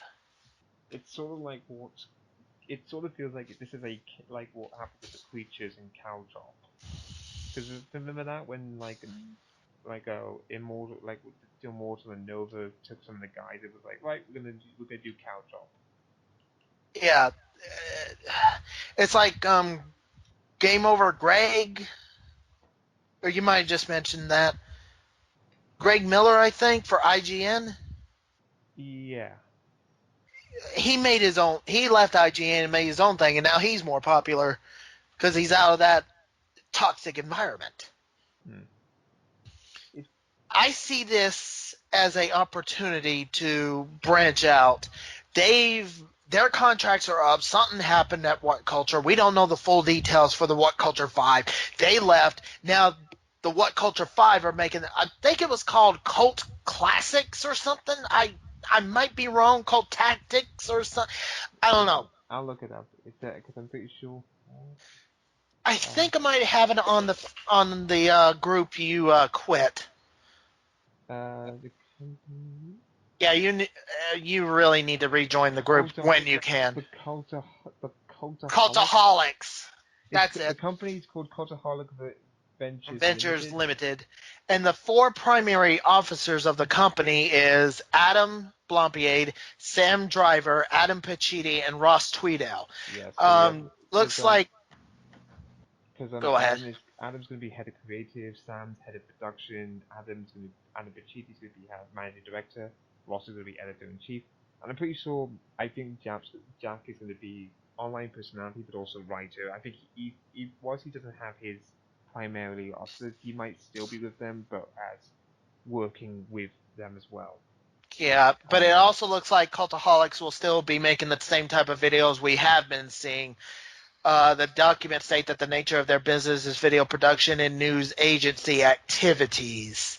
So we're just going to have to wait and see. But it's going to be hard to be like a news agency activities kind of deal when you pretty much, you five have made, you are wrestling in terms of the internet. Mm-hmm. We're just going to have to wait and see what happens. I mean, go ahead. Like I said, the good thing about it though is if they are going independent, that means a little bit more freedom with them because now like they got like Sam and Larson, a lot of people apparently want the two Adams to go to team up with Sam and Larson at some point, or for whatever reason. Mm-hmm. So it feels like now they can have a little bit more freedom with their, because now they're making their own company. It's probably maybe that was the case. Maybe they thought, you know what, we'll let our contracts run out, and then because it seems like they've planned this for a while. Doesn't seem like they suddenly just came up with it now. Yeah, that from what I've read, it has been forming for a while. I don't know what the backstage politics were for what culture, but if this has been planned for a while, then kudos on them. All I can say is we're going to wait and see what happens on that. Speaking of something that's not going to wait, can we get to Sexy Star? Yes, we can. Sexy Star is no longer working with AAA. Oh dear. Because of the Rosemary incident. What? You have not heard the Rosemary incident. I've been under a rock for a while. MJ. Mm-hmm. You ready? Mm-hmm. Basically, this happened at Triple Mania 25. Me and Shadow Snake, my friend from River City Gamers, me and him were watching the pay-per-view. We saw the fatal four-way match between Sexy Star, the champion, the Reina de Reinas champion, who got the belt that was vacated from Taya, Valkyrie, Johnny Mundo's girlfriend, well, not fiance.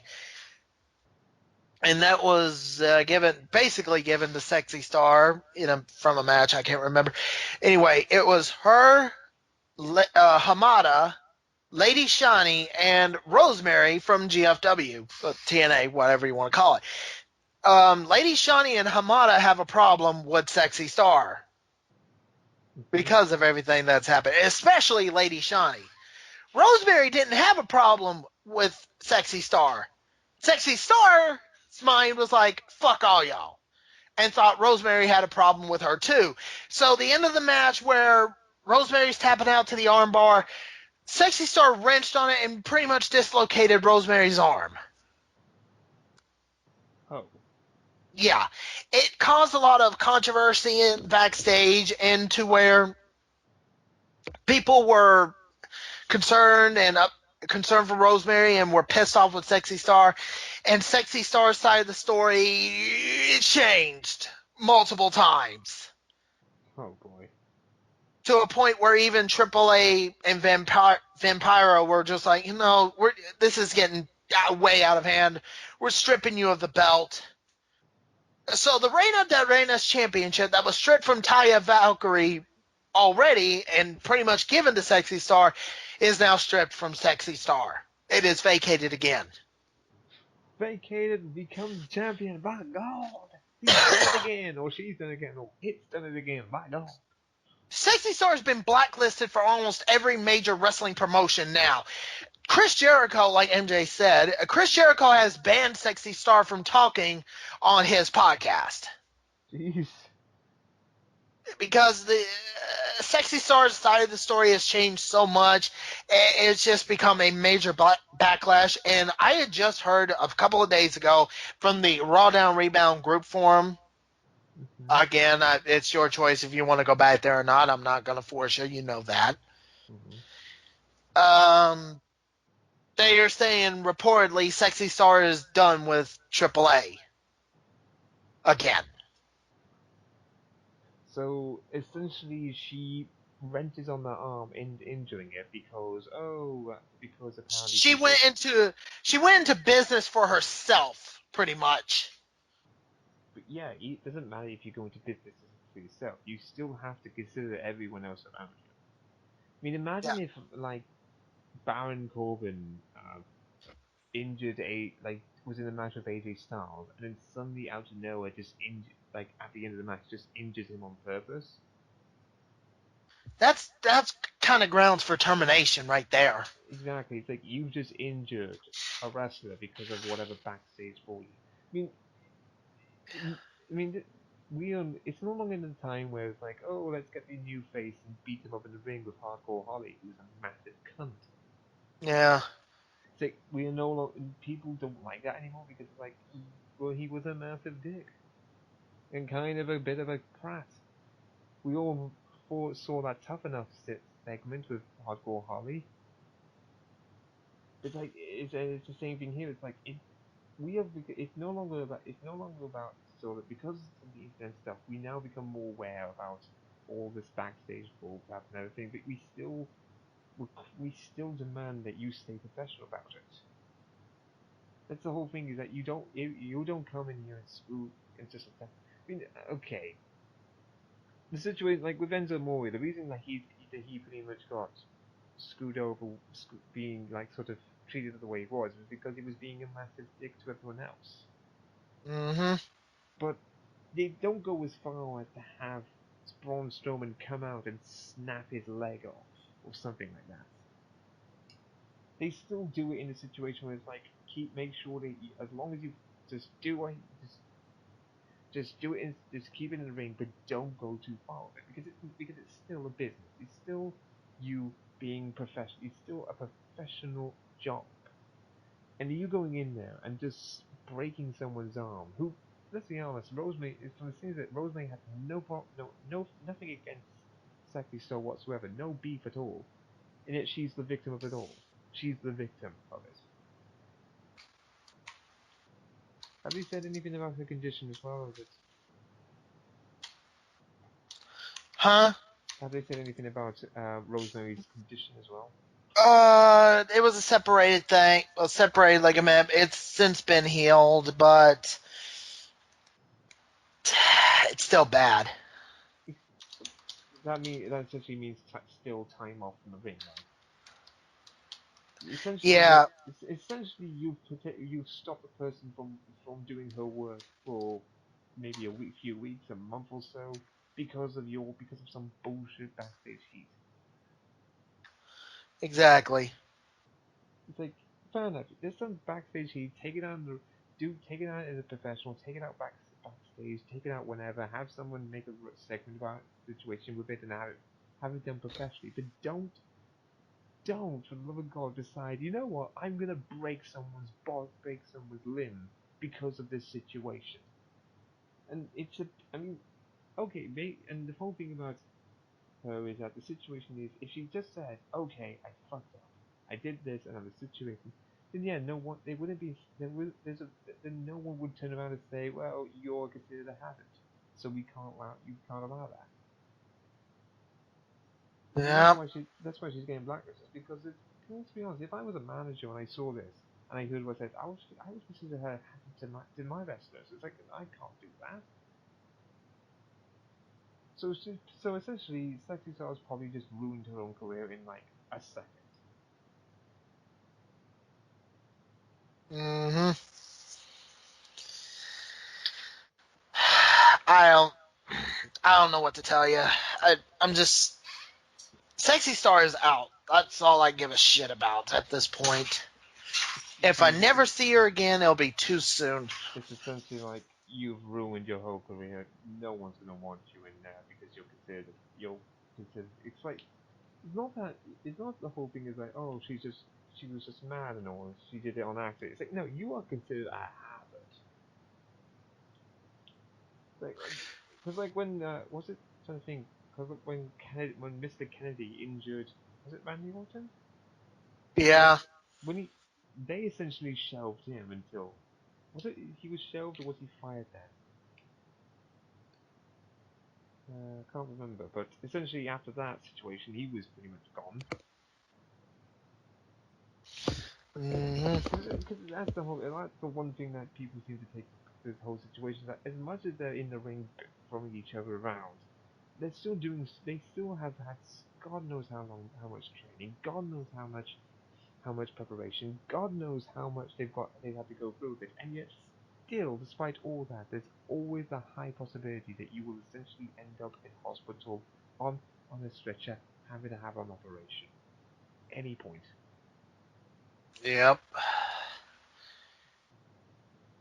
Let's move on from that. We've got one more. Enzo Amore. Oh boy. I can go from one fuck up to the other. Yeah, we've already heard about Enzo Amore and how he just pretty much pissed off everybody backstage to one point where he got kicked off the bus by Roman Reigns. And where he invited a lot of people backstage when they're not supposed to be backstage, making the talent uncomfortable. And apparently he's a shit wrestler as well. Oh, he's a shit wrestler, no fucking doubt. Do you believe, even though this is supposed to be kayfabe and all that, do you believe that creative are not telling Enzo any of this and they're just letting him get his ass kicked? Uh, And at this point, do we care? I mean, I think they have to say about the Braun Strowman thing. I mean, because like I think even because like it's Braun Strowman. I mean, you still have. I think with like something with Braun Strowman, you still have to prepare both wrestlers for the situation, because again, it's Braun Strowman lifting a tiny man in the air and slamming on the floor onto the ground. So I think he might have knew about that, but I don't think they told him why. I think it's like you're gonna become collateral for Braun Strowman because we need to make Braun Strowman look strong. I don't think they said we're gonna treat you to Braun Strowman because you're a bit of a cunt or dick, whatever. Mm, I mean, maybe he knows why he's doing it. Maybe why he knows. I don't know. Is he that smart? I doubt. I, Cause like when the Big Cass injured his leg, Enzo gloated about it in character. And like as soon as people were like, dude, he deleted it. It was like in all seriousness, Apollo. I hope he gets well soon. Just it was like there's a that's the one thing about wrestling and social media. It's a very dangerous line to tread on, which Baron Corbin found out. Like, do you want cave? It's like, do you stick to the kayfabe that you're this like? Think about like wrestlers like Kevin Owens. He does kayfabe on Twitter brilliantly because he doesn't like go so far in a way. But like I don't know, it's so complicated. It's a complicated topic about it with social media and professional wrestling. What do you do? Do you stick to kayfabe or do you just say fuck it? Fuck it. We're not in story mode anymore. I don't know. All I know is it's even gotten to a point where the fans hate Enzo, and when I go on Twitter and every time Enzo talks, I just want him to shut the fuck up. And it's not because I'm trying to think of what I was gonna say and I forgot what it was. Shit. It's not because he's trying to be a heel, but it was just more. He's shit. He's literally shit.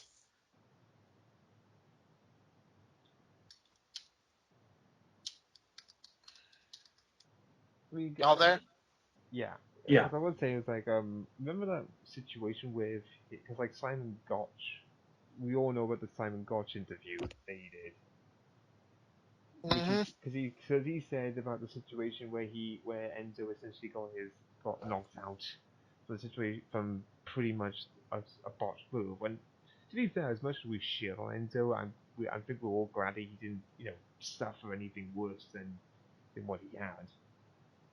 Hmm. But like it seemed like it's like and then he says that soon after next week they're pretty much jobbing out to the two guys, or like the 2 days later they jobbed out to Enzo and Cass. Oh yeah. I don't know. It's hard to say, really. Yeah, it's because like I said, social media has allowed us to go behind the scenes of the wrestling thing. Kayfabe, in a way, dead. And it's probably been, and social media probably killed it, but you know.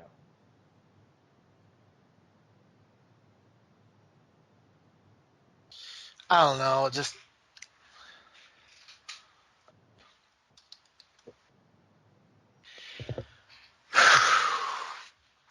I don't. I don't see Enzo lasting much longer, to be honest. Mm, depends on how long his contract is, to be honest. How long his But contract is. Because like that's he got moved to 205 for like what a moment. Is he still in 205? yeah. He's actually got a cruiserweight championship match at No Mercy against Neville. Oh god, would it actually have him win? What would happen if you had him If win? oh god, do you want to see the backlash on Twitter? Oh yes, I want to see the back. I don't want him to win, but at the same time, I kind of want to see it and then be like the next night loses. The thing is though, is that the cruiserweight division's already in the shitter. Do you really want to throw it in the shitter even more with having Enzo It's win the shit? already fully near the shitter, about ready to flush because of Enzo even being on the cruiserweight division. If he I'm disappointed with the way they've treated the cruiserweight because they had the cruiserweight tournament with this big thing for like the young cruiserweight champion wrestlers to come in and show their craft, and it was big it was and it was big and everyone loved it, and then suddenly they bring them on to Raw and 205. It's like nothing, silence on the crowd. Like holy. cruiserweight cruiserweight classic was different. It's just like the Mae Young Classic, Exactly, but because you could tell it reeks of Triple H work. It's like you can tell this was Triple H's baby. Because like, I would say this: as much as Triple H might Triple H, like is always being being the heel, but it's like you can tell this guy knows how to put on a goddamn good show. NXT, the Mae Young Classic with Stephanie, it comes like with Stephanie helping. This, it's like if it's something like this quality, then it must be Triple H. yeah, but as soon as like you give him mainstream and stuff, that it goes to Vince. You give him to Vince and he just fucks it right up because he doesn't understand. Even he admitted if he had a hand in NXT, he told Triple H one time, "I'm gonna let you handle NXT because I know I'll fuck it up." What do you say to that? It's like, you said if you know that Triple H, it's like, mate, you know Triple H is doing better if that's the case. That's a bad thing to say. Yeah, Because it's like you're ultimately admitting that you know that what you're doing is shit, that you're still allowing it. I don't understand it. It just, I don't know how much longer the cruiserweight division's gonna last either. I If it kind lasts by next year, it'll surprise me. I still want more Gentleman Jack. Well, you know he turned heel, right? Did he? Yeah, he turned heel and siding with the Brian Kendrick. Wait, he sided with him? I didn't know that. Yeah, he did. I gotta look at that at some point. Gotta Yeah, find you that do. shit out. Gotta find that shit out. My god, my boy is a heel now. My boy. Oh, I didn't. Oh, you're going for a boy stable now?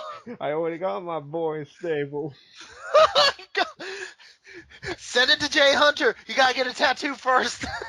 God, it's like I'm gonna get a tattoo for this. No. No. He'll read out your boy stable. You get a tattoo of OSW review, he'll read out your boy stable. No insult to OSW review, of course. My boy is a part of my boys with Heath Slater, Justin Gabriel, Christian, Damon Sandow, my boys. Oh my god. Don't lie, you got your boys too. I do, but mine's more stupid. But anyway. I think that'll end it here unless MJ's got more to say about Enzo. Nothing hasn't really been said already. Alright, I think we're done here with this impromptu RDR. Don't expect this back every week, folks. Maybe once in a blue moon? Mm-hmm. Or whenever the fuck we feel like it. Yeah. Until whenever, I've been the Oni. I've been the knight, reminding you not to go see 7 Disney 2, directed by Oni Rikaku. No, shut up. I've been watching Enzo Amore get his ass kicked again. Speaking of Enzo Amore, here's an Enzo Amore pop. Currently not sold everywhere. Actually, it's in Walgreens with 2-pack with Big Cass. Oh god. Oh man. It's going in the trash! It's going in the tweet. Except Big Kiss. Anyway, we'll catch you on the rebound, folks. Peace. Ha ha ha!